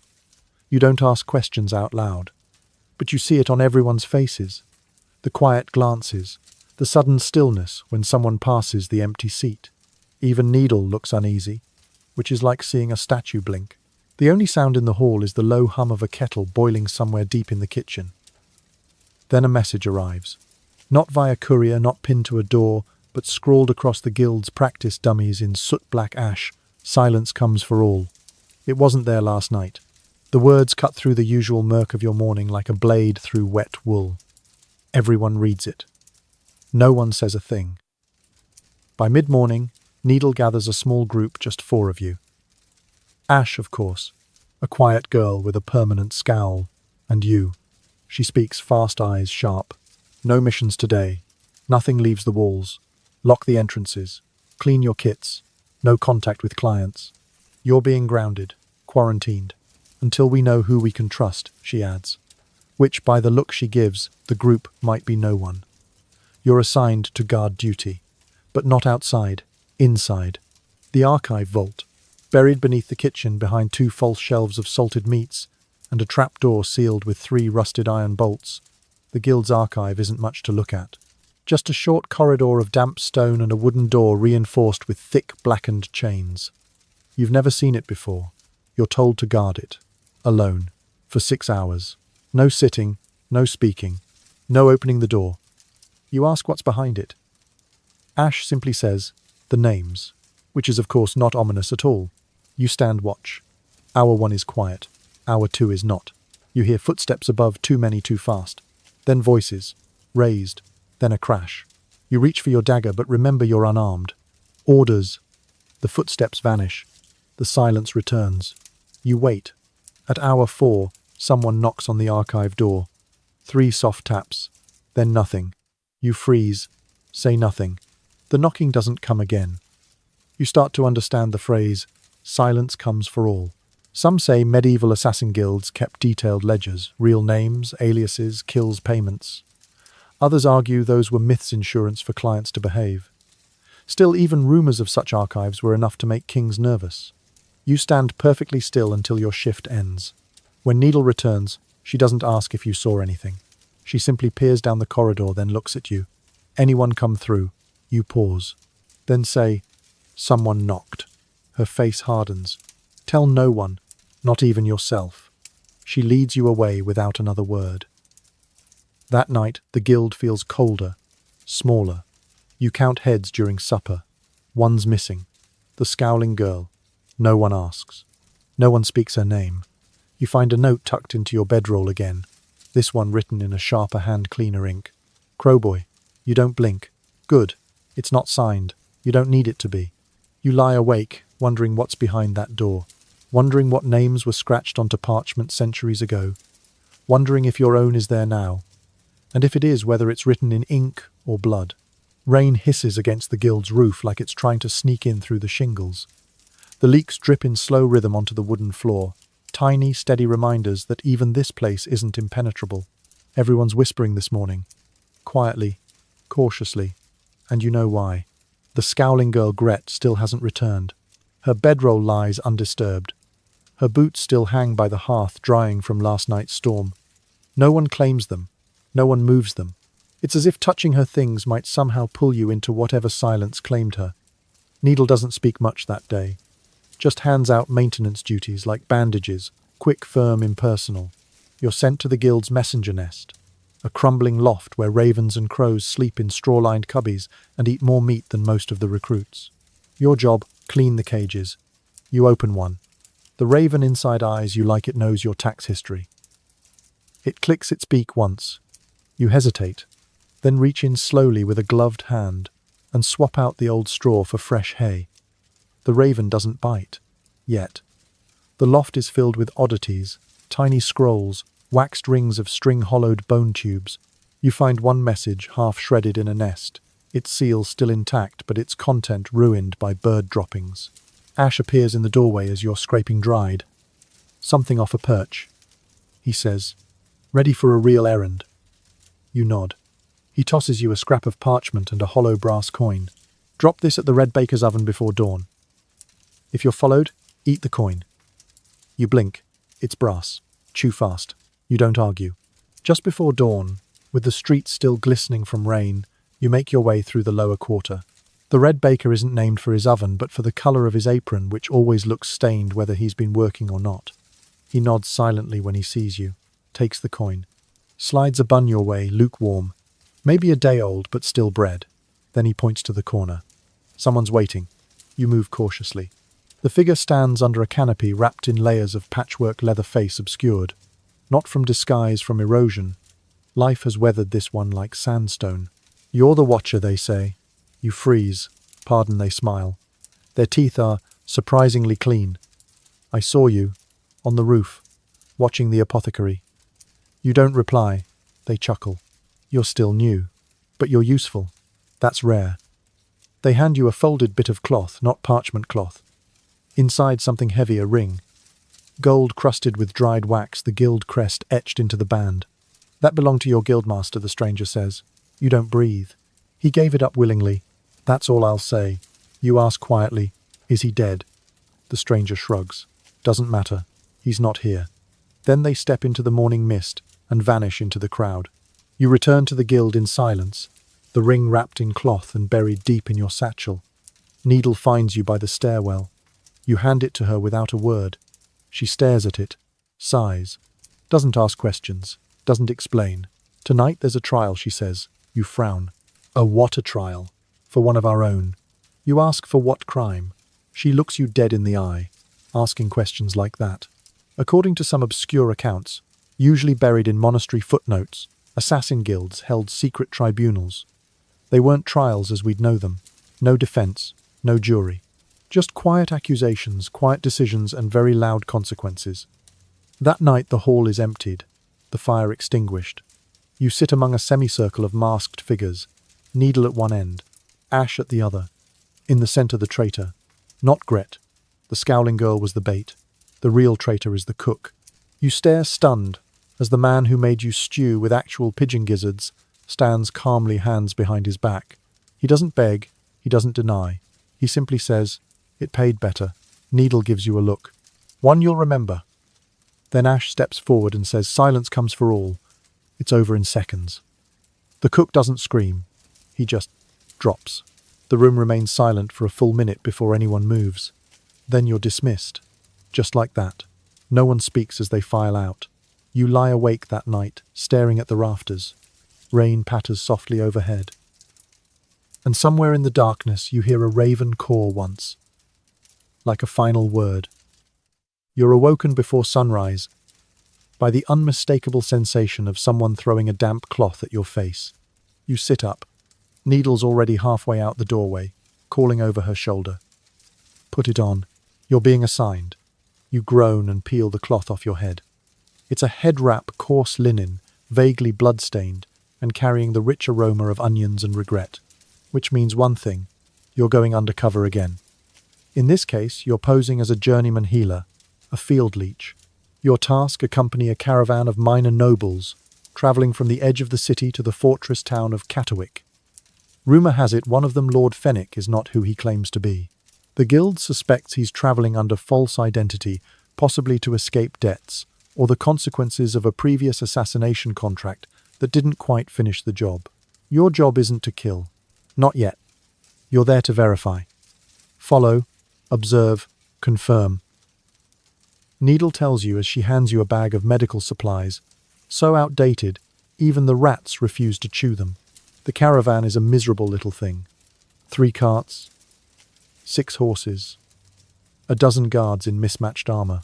You're assigned to ride in the rear cart next to a toothless man named Marn, whose job is oxminder. He smells like he's quite literally marinated in turnip beer. Marn likes to talk, a lot. Back in my day, he rasps within the first 5 minutes, we didn't have assassins. We had angry cousins with shovels. You nod, politely. By midday, your back aches from the cart's wooden bench, and your knees have fused into permanent angles. The roads are rough, the conversation rougher. But you watch. Lord Fenwick rides near the front wrapped in a cloak too fine for someone claiming to be minor gentry. He doesn't speak much. Doesn't eat with the others. His boots are polished.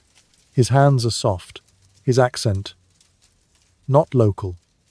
You pretend to check horses for lice, just to get close. You overhear him mutter to his guard, in a southern dialect, one associated with merchants and moneylenders, not lords. Interesting. That night, the caravan stops near an old roadside shrine. The guards light torches. The nobles sit in a circle drinking thin wine and telling poorly remembered parables. You patch up a stable boy's blister, then drift near the fire. Lord Fenwick is carving something with a penknife. You can't see what. You inch closer.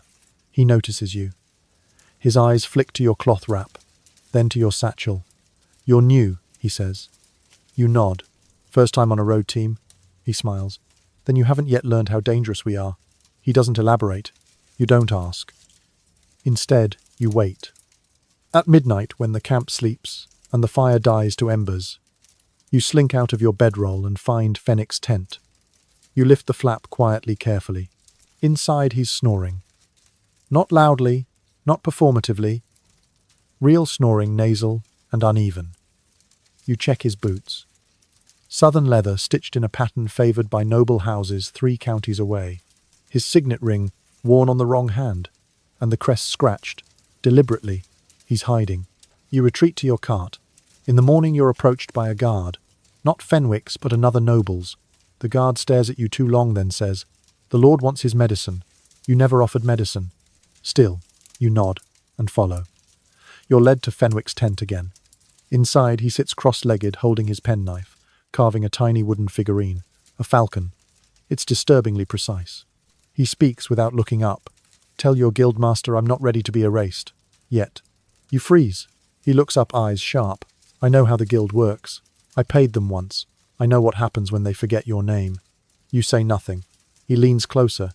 "You can return and report. Or I can pay you not to." You don't answer. He reaches into his cloak, pulls out a pouch, heavy. "Coins." "Your silence," he says, "for my delay." You nod. Slowly. Then leave with the pouch.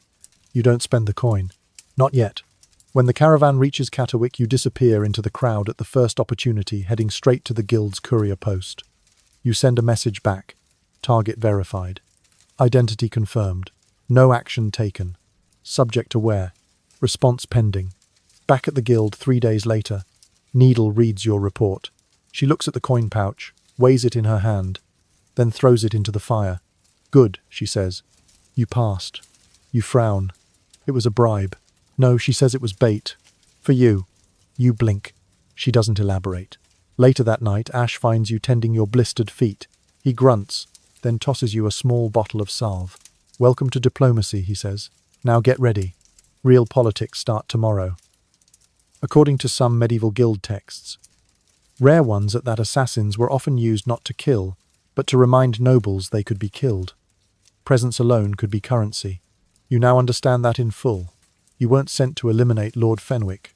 You were sent to remind him. And that sometimes is more terrifying than the blade. It starts with a robe. Not yours.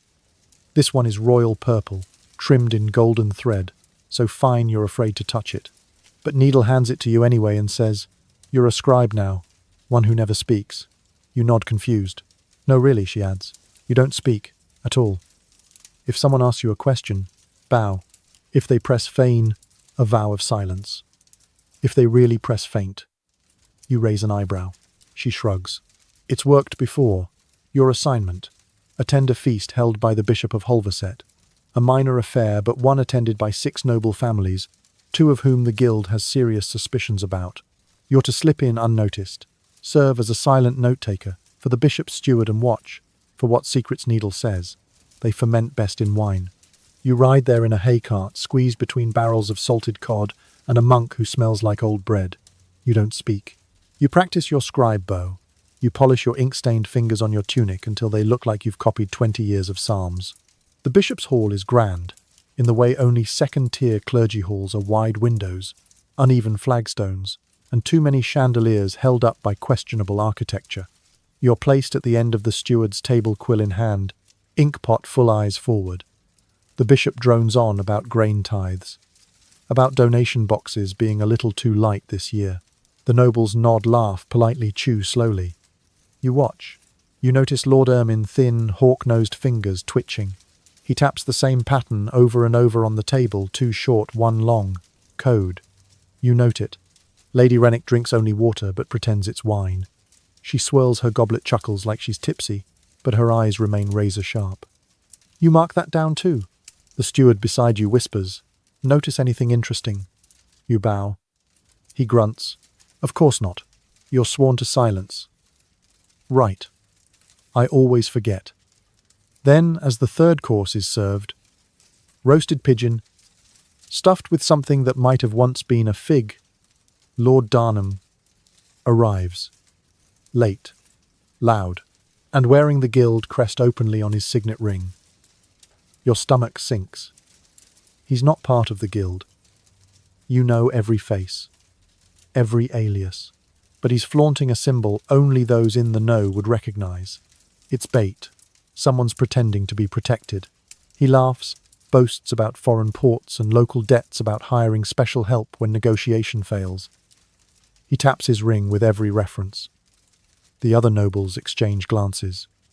Lady Rennick's eye twitches once. Lord Ermine stops tapping. The steward nudges you. "Mark that part down," he says. "It'll come up later." You don't. Not in ink. You file it away in your mind. Later in the hall's outer chamber, as servants clean up and nobles pretend to be sleepy, you catch Lord Darnham alone. You don't confront him.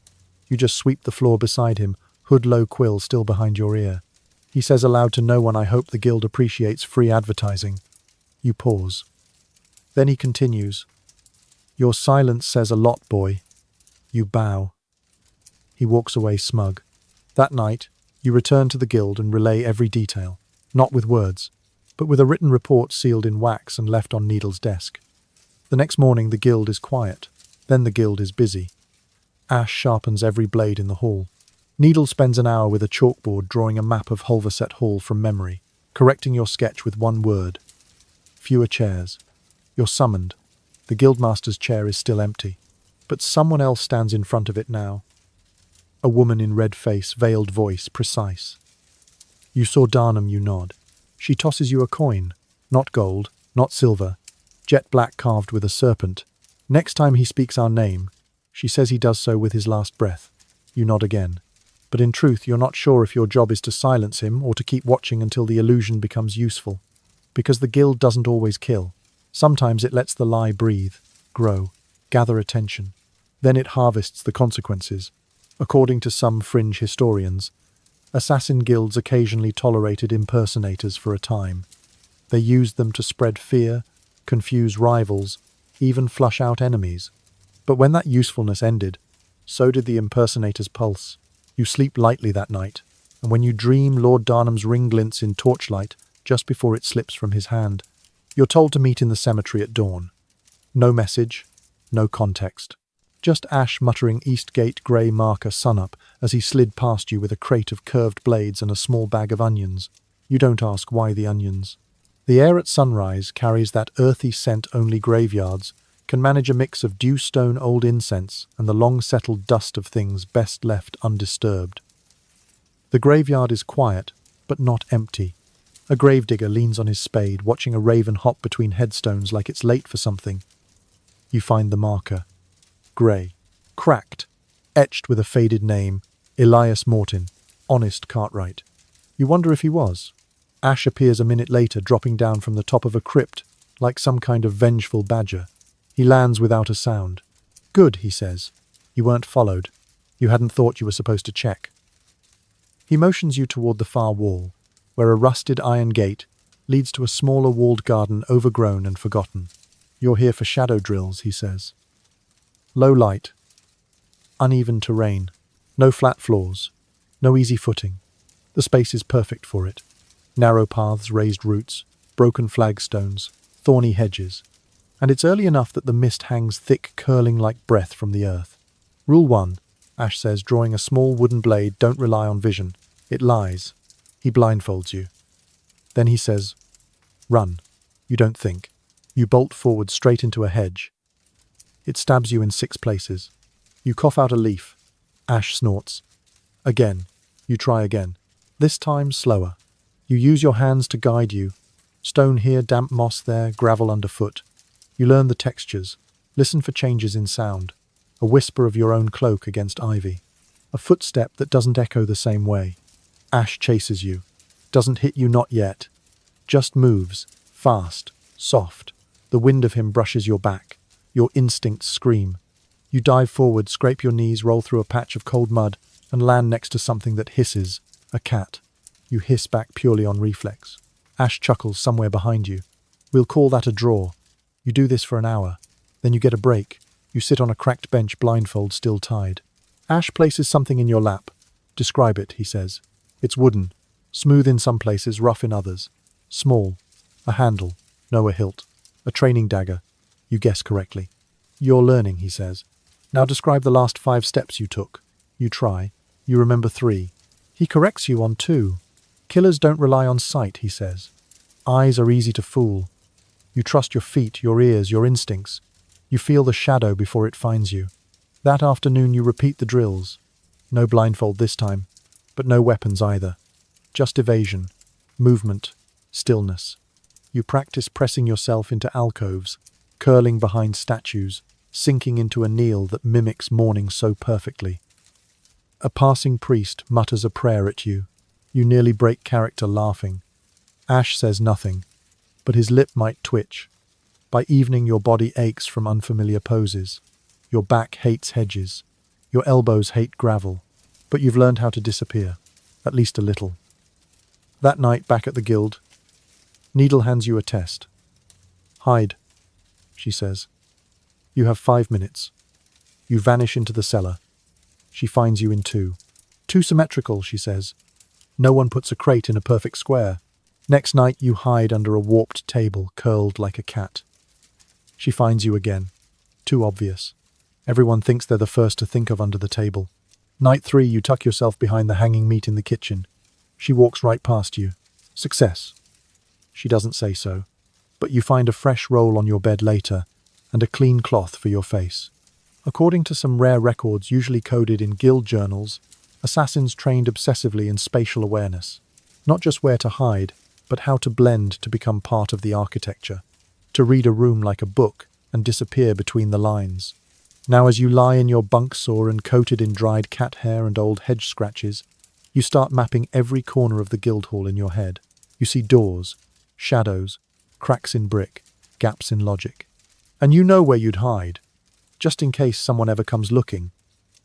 The rain hasn't stopped for 3 days. It seeps into everything, boots, bunks, bread. Even the walls seem damp. The candles won't stay lit more than a few minutes before sputtering out their flames, hissing like irritated cats. The guild is quieter than usual. Not solemn, just muffled. Like the building itself is holding its breath. Tonight you're summoned by Ash. Not to train, not to report, to interrogate. That word hangs heavy in your gut as you follow him down the rear stairwell to a part of the guild you've never seen.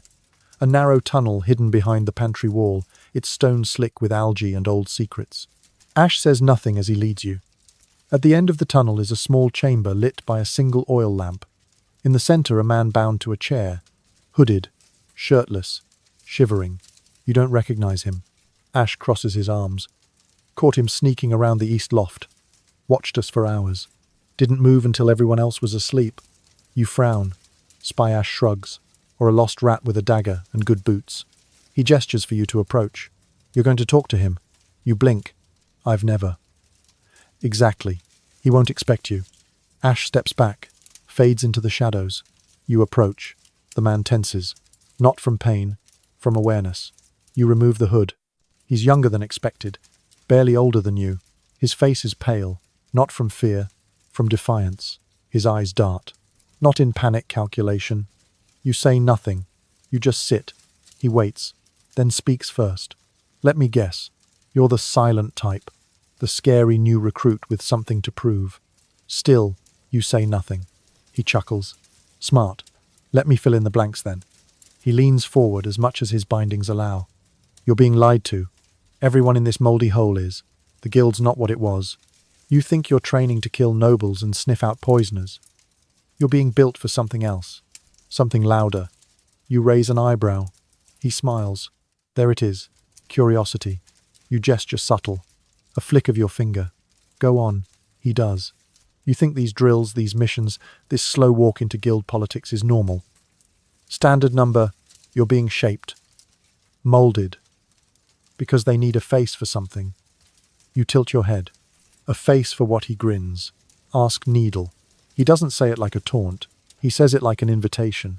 Then she trained me too. That stops you. You stand. Move to the door. Ash is waiting just out of sight. He's stalling. Ash mutters. Trying to get into your head. You nod. But not fully. Back inside the cell you return. You offer the man a strip of dried meat. He hesitates, then takes it with his teeth. Still decent, he mutters. At least you feed your prisoners. You let him chew. Then you ask your first question. Voice calm. What's your name? He smiles. Does it matter? You repeat the question. Call me Flint. He says it too easily. He's lying. You spend the next hour asking questions.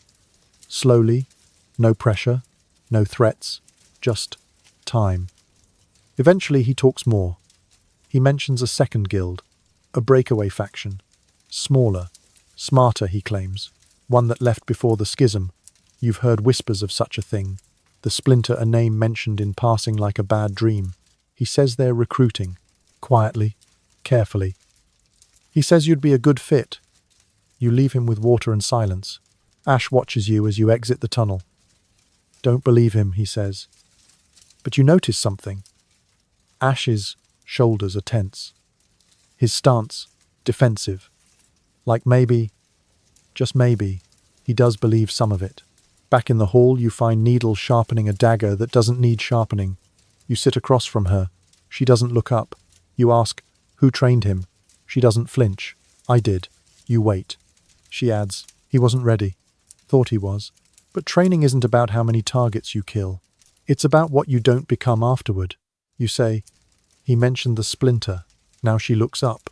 Then you understand why he's still breathing. There's weight in that sentence. That night, you're moved to a different bunk, closer to the inner chambers. Subtly, silently, an unspoken promotion. No one says a word. But in the morning you find a wrapped parcel by your bed. Inside a dagger. Black-hilted. Etched with your alias on the spine. Crowboy. And beneath it a note. If they speak, listen. If they lie, remember. If they offer, decide. You stare at the blade. Not new, but yours now.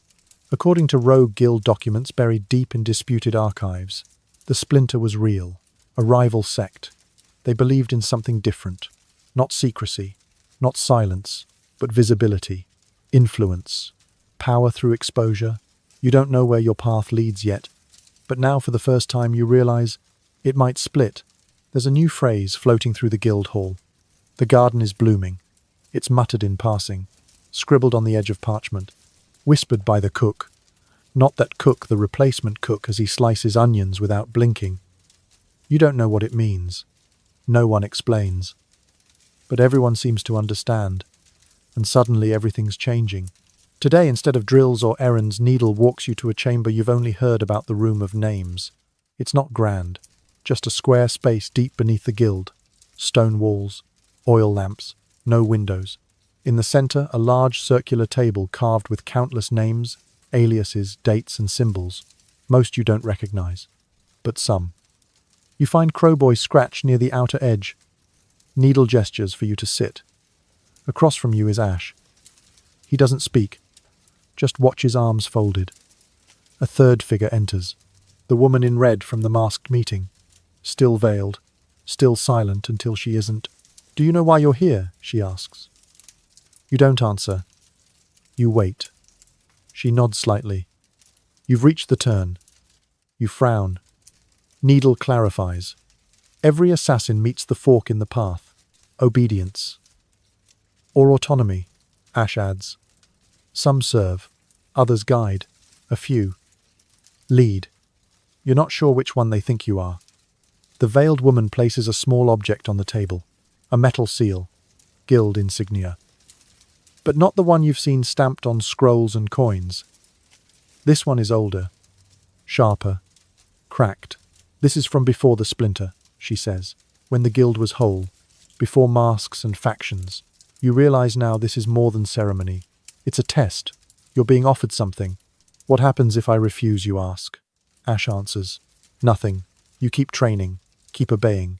You live a quiet, dangerous life. You nod slowly. And if I accept, you become one of them, Needle says. Not Splinter, not loyalist, something older. The veiled woman slides the seal toward you. A gardener. You blink. I don't understand. You will, she replies. In time. They leave you alone. You stare at the seal. Touch it. It's cold, rough, heavy. You leave it on the table. That night you're sent to the garden. Not a metaphor. A real one, walled off behind the guild's east wing, overgrown and forgotten. You're told to tend the plot. Turns out it's literal. You weed, you water, you prune, you think. Halfway through you find something buried beneath a rosebush. A small wooden plaque, Faded name, Ven the Tall. Served, saw, chose. Another fork in the path. That evening, you're not assigned kitchen duty or drills. You're given a scroll and a candle. The scroll reads, "Observe the one called Flint. Do not speak to him again. Do not enter the tunnel. Do not trust the veil. No signature. But the handwriting is Needle's." You burn the scroll when you're done as expected. You go to bed with 1,000 thoughts. You dream of doors, dozens of them. Some open into shadow, some into fire, one into a blooming garden that smells like ash. According to the few known fragments of guild lore, the gardeners were real, an inner circle predating even the council masks. They weren't just assassins. They were curators of knowledge, preservers of names, keepers of the balance between secrecy and exposure. Not killers, cultivators. You don't know if you're ready, but you know you've been noticed. And whether you like it or not, the garden is blooming. The next morning, everything is quiet. Too quiet. Not the usual guild. Kind of quiet. The hum of knives being wet boots moving across stone whisper arguments over whose turn it is to fetch water. Of number. This is the kind of quiet that feels prepared. Like the building is holding something behind its back. You check the usual places. The hall, the bunk room, the training yard. Empty. Not abandoned. Just cleared. Until finally in the east corridor you hear it. A bell. Not the chapel bell. This one is small. Metal. Soft and slow like a spoon on crystal. You follow it. It leads you to the archives. You've only been here once during the watch shift. But now the chains are gone. The door is open. Inside 10 chairs form a ring around the table of names. Seated in them are 9 figures, hooded, silent, watching. One chair is empty. You don't need to be told where to go. You sit. In front of you, a stack of papers, a dagger and a mask. Not the porcelain kind from before. This one's cloth, deep grey, with no eye holes. Needle steps forward. You didn't even notice her until now. You're being tested.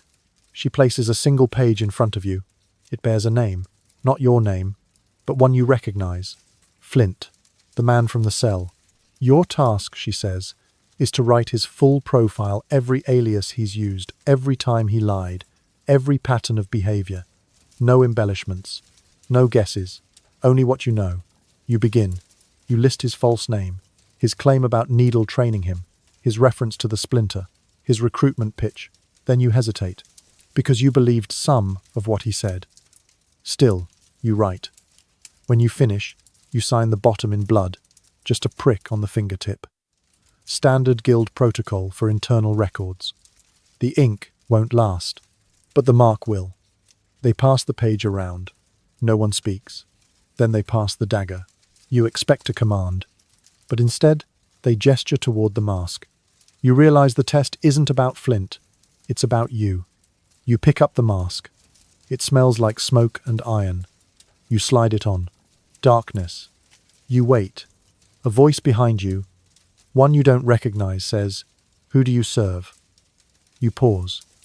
Then say clearly, the name, the silence, the truth.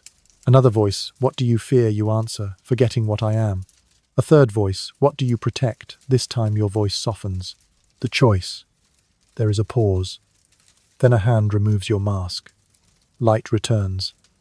Needle looks at you, not with pride, but with acknowledgement. "You'll do," she says. The others nod almost imperceptibly. Then the guild's chainmaster, someone you've never heard speak, places a coin in your hand. Heavy, brass, same serpent as before. This one has a single word carved along its edge. Root. You've passed the gardener's initiation. That night you aren't given stew or a stale roll. You're led to a side chamber lit with amber candles. There's food waiting fresh warm, clearly not for general consumption. Fruit, steamed meat, real bread. Needle sits across from you. You were right not to trust Flint, she says, but also right to listen. He believes what he's saying. That makes him dangerous, but useful. You ask, "What now?" She leans back. "Now you learn the other half of the work. Not how to kill, not how to hide, but how to tend." You frown. Tend what? She smiles. The roots of truth. The next few weeks blur. You're no longer just training in weapons or stealth. You're learning records, cipher systems, signal codes passed through folded cloth, through herbs, through bird feathers. You're taught how to forge handwriting so precisely you could rewrite history if you wanted to. You learn the difference between a planted truth and a harvested lie. According to long-lost guild records you now read by candlelight. Gardeners were deployed to preserve not just the guild's existence, but its story. They shaped rumor, controlled narrative, made memory a weapon. You didn't think you were ready, but now you're not so sure you're not. By the end of the month, you're handed a list. 3 names, all nobles, all public figures. Your task is not to kill them. Your task is to ensure they never speak of you, through whispers, through rumors, through a feather left in the wrong drawer at just the right time. You'll plant a shadow and let it grow. You've never had a mission like this. Not because it's dangerous, not because it's complex, but because it doesn't feel like a mission at all. You're sent to a manor house outside Whiston, a sleepy village with a sleepy name and sleepy goats. The kind of place where gossip is currency and truth is a slippery, well-oiled eel. The villagers call the manor Moss Court, because unsurprisingly, it's covered in moss. Your assignment is written in careful ink, Lord Selwyn. Preserve the illusion, dispel the inquiry. Do not speak your name, no signature, just the black serpent seal. Gardener's work. You're told Selwyn suspects someone is trying to poison him. He's written to multiple guilds for protection, trying to flush out the would-be killer.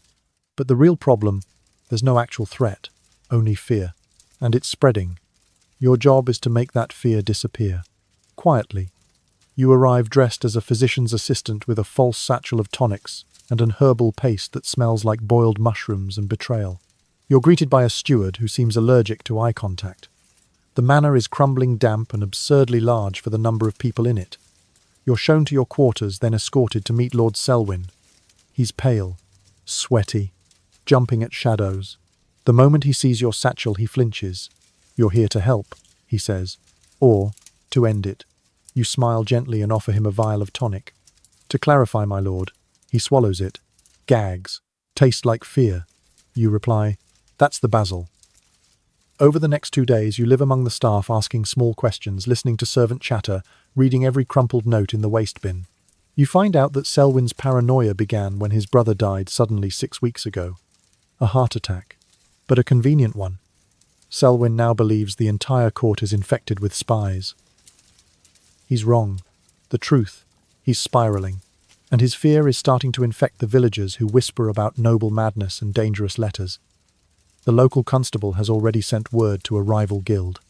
If they arrive, they will act. And that would ruin everything. You begin the real work. You plant stories with the chambermaid whispers about Selwyn's generous donation to a nearby abbey, how the bishop personally blessed his chamber. You slip a fake letter under his door from a physician of Rome, declaring his body purged of the melancholic vapours. You drop a coin with a fabricated crest near the kitchen and let the steward accidentally find it. He assumes it's from a visiting noble's guard. Suddenly, he's the spy in everyone's minds. In 3 days, the fear is redirected.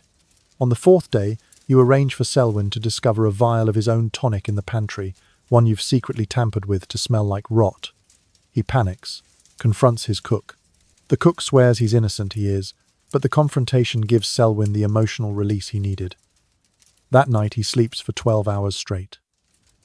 In the morning he declares the conspiracy broken. You pack your things. As you leave, he presses a coin into your hand. Tell your guild I'm grateful, he says, even if I can never say so publicly. You bow. That's the point. You return to the guild with nothing but the coin and a simple scroll, threat neutralized. Target calmed, narrative preserved. Ash reads it and nods. Needle smirks. You just performed an assassination without killing anything. She's not wrong. The fear was the target. And you snuffed it out with words, symbols, and 3 well-placed lies. That night in your bunk, you read an old gardener's journal. Half-rotted its ink, smeared in places. One passage stands out. Sometimes a death causes silence, but sometimes silence prevents a death. The gardener knows which harvest to sow. You stare at that line for a long time, because the work is changing you. You're not just a blade in the dark anymore. You're becoming something far more dangerous, a narrator. There's a message carved into your table this morning. Not written, carved. Tiny, precise letters, cut into the grain with something sharper than any blade in the guild's armory. What would you do if the guild turned on itself? You stare at it for several minutes, unsure whether it's a riddle, a warning, or a test. You ask Needle. She says, "It's not from us." You ask Ash. He says, "Everything's a test." You don't ask again. Later that afternoon, you're called to the Raven Loft, not for cleaning this time, but to intercept a bird mid-delivery. The message it carries is addressed to a name you've never seen, Caleb H., vertical bar, vaulted whisper. You're not told what it means. You're just told to read the message and consider the implications. So you do. The parchment is thin watermarked, with a sigil, used by a defunct noble house. It reads, 2 names pulled from the list. Vault integrity compromised. A former guildmaster returned. Plans proceed. Archive B, no longer secure. Silence is weakening. There's no signature. You return the message to Needle. She takes it, folds it into a square, then lights it with a candle and watches it burn in silence. What's Archive B, you ask? Needle hesitates, just long enough. Then, the part of the record even gardeners don't see. You ask, why not? She says, because it tells the wrong story. That evening you're summoned to the garden, the real one. You find 3 others there, all seated, all wearing the grey hood of the gardeners. One of them, an older man with a voice like rusted bells, tells you it's time to visit the mirror room. It's not a room. It's a corridor. A narrow, uneven hallway somewhere behind the archive vault, lined entirely with warped mirrors, tarnished silver bubbling glass, some so damaged they reflect nothing at all. You're told to walk the length of it. Slowly. You do. At first you see yourself, tired, thinner than you were months ago, sharper eyes, calmer breath. Then you start seeing things you don't understand. A version of you in white robes surrounded by books. Another in black leather holding a torch laughing. Another kneeling in front of a stone wall, blood on your hands, not yours. Each reflection flickers. They aren't hallucinations. They're projections. Each mirror was enchanted or designed to show a path. A version of who you could become. Some are terrifying. Some seductive. One shows you sitting where the guildmaster once sat. Not older, just different. At the end of the hall is a door. Locked. No handle. No keyhole. Just 3 engraved words. Write, choose, seal. You're handed a blank scroll, a quill, and a red wax stick. You're told to write what you would do if the guild fractured. If silence failed. If truth became more dangerous than the blade. No names, no hypotheticals. Just your answer. You think for a long time. Then you write, preserve the memory, not the myth. Let silence adapt or bury it with honor. Never mistake secrecy for truth. You seal it. Hand it to the rust-voiced man. He nods, and the door opens. Not physically, just slightly, as if recognizing your signature. You're not allowed inside. Not yet, but you've been acknowledged. That night, Ash tells you a story. One of the old ones. The kind the guild doesn't write down anymore. About a time when 2 factions nearly destroyed everything. When names were burned, scrolls erased, and missions turned inward. The gardeners, he says, were the ones who held the line. Not with swords, but with sense. They remembered what mattered, Ash says. When everyone else forgot why we existed in the first place. You ask, and what was that? He doesn't answer. He just leaves. You return to your bed. There's a single black feather resting on your pillow. You know what it means. Someone else is watching you now. Not the guild. History. The scent of lavender and smoke hits you the moment you step into the guild's lower hall. Not the usual musty, damp stone aroma you've grown used to, but something intentional, controlled, prepared. Someone's staging a scene. On the long table at the center of the chamber sits a stack of sealed scrolls, each marked with a black wax seal stamped with the serpent crest. But now there's a slash through it. A single cut from a knife straight across the face of the serpent. You've never seen that before. Needle gestures for you to sit. Ash stands behind her arms folded. Gaze harder than usual. There's tension in the room, not the sharp kind that follows danger, but the slow-burning kind that precedes a shift. You're being tasked. Needle says softly with an unburial. You blink. A what? Ash answers. Old truths. buried too deep, too dangerous for the archives, too useful to stay lost. You're handed one of the scrolls, inside a name you've never read, a location you've never visited, and an annotation in red ink, presumed erased. Confirm survival, retrieve memory, the name Renz Varro. According to guild history, Varro was a gardener, one of the first, in fact. A tactician, a storyteller, and a traitor. He vanished during the guild's internal schism decades ago. Most believed he'd been eliminated quietly, respectfully, and thoroughly. Now someone thinks he's alive. And worse, writing again. You travel alone, no escort, no weapons other than the small dagger hidden in your boot and your mind sharpened on months of deception. The journey takes you to a coastal ruin, a collapsed lighthouse carved into the cliffs near Greyhold. The locals avoid it. They say the rocks whisper. You think it's just the wind. But after what you've seen, you're not so sure. You arrive at dusk. The tide slaps the cliff wall with rhythmic fury. The tower is little more than a cracked spiral now, its interior flooded in places and tangled with vines. But deep below, in a dry crypt half concealed by rubble, you find signs of life. Books, handmade ink, a single table, candles burned to the nub, and a man, old, pale, one eye clouded, hands still stained with ink. He looks up from a parchment, squints, then smiles. Took you long enough. You freeze. He doesn't move, just sets down his quill and says, "They still sending children to do grown work. You don't speak. You've learned better." He waves his hand. "You're here to see if I'm real, to confirm whether the ghost still breathes." You nod. He chuckles. "Well then, take your time. I'm not running." You spend the evening in silence observing. He never once reaches for a weapon, never once raises his voice. But he does something far more dangerous. He tells stories. Not fables, not legends. Corrections. He recounts events differently than the guild records do. Describes missions you've heard of, except in his versions. The villains are heroes. The heroes are pawns. And the truth was negotiated away in exchange for clean endings. History, he says, over a cup of boiled thistle, is the most elegant lie we ever learned to whisper. You ask, finally, why did you leave? He looks at you, not coldly, not bitterly, just tired, because the guild stopped asking why we kill. They only asked who. That night you find a scroll in your satchel you didn't pack. It's from Needle. If Varro lives, don't end him. Listen, truth is rare now, even inconvenient truth. You stay 2 more days. You don't argue with him. You don't test him. You just listen. And when you leave, you take with you 3 things. A name that was never listed in the official records, one that proves someone else was erased unjustly, a copy of a letter written in the guildmaster's hand, admitting to an alliance with the Splinter long before it was public, a phrase, "Stories rot if buried too long." Sometimes the truth needs air. You return to the guild and place the scrolls in the gardener's vault. Ash nods. Needle doesn't speak. But the next morning a new carving appears on the garden table. Your name. Not Crowboy. Your real name.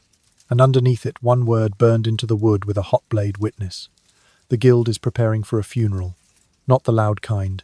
No torches. No procession. No sobbing voices or public farewells. This is the guild's kind of funeral, one done in whispers, with symbols, with things left unsaid. You don't even know who died at first. No one tells you. They just hand you a fresh cloak grey, with a black border stitched in spiral thread. You recognize it. It's the mourning weave. Only gardeners wear it. You follow Needle through the south corridor. The walls are lined with silent members, each standing still, heads lowered. They don't acknowledge you, not because they're ignoring you, because the moment is too sharp for words. At the chamber's center lies a table, and on it a small, tightly wrapped bundle. Not a body, a collection. Scrolls, a ledger, a rusted blade, a cracked mask, and beneath it all a sealed envelope with no name, only the symbol of the rooted tree. It hits you then. The funeral isn't for someone, it's for a version of the guild, a closing, a shedding, the end of what was. The veiled woman, still unnamed, still unreadable, places her hand over the bundle and says only, "Let silence evolve." That's the phrase, not a prayer, a command. Then, without another word, The bundle is lifted by 4 senior gardeners and carried to the hidden archive room where it will be sealed unread, unburned, untouched. They don't destroy it, because some things are not for erasure, just for resting. Later that evening, you're summoned to the mirror corridor again. This time, the end door opens. Inside the room is nothing like what you expected. No grand throne, no war table. Just a quiet library, books arranged by symbols, not names. A single candle in the center burns with greenish flame. On a lectern sits your scroll from weeks ago, the one you sealed after writing what you'd do if the guild turned on itself. It's open now. Someone's read it. Needle stands beside it. She doesn't look at you. She says, "You've been chosen." You don't ask for what? She turns the scroll toward you. A single new phrase has been added beneath your writing. You didn't write it. It says, "Then you will tend the truth." Needle places a ring in your hand. Black metal, etched in tiny, near-invisible words. Recall, root, release. It's not a promotion. It's an acceptance.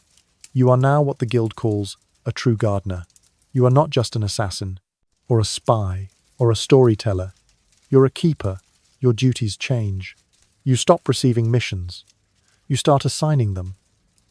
You read the scrolls others bring back, editing them, preserving them, choosing what is recorded and what is intentionally forgotten.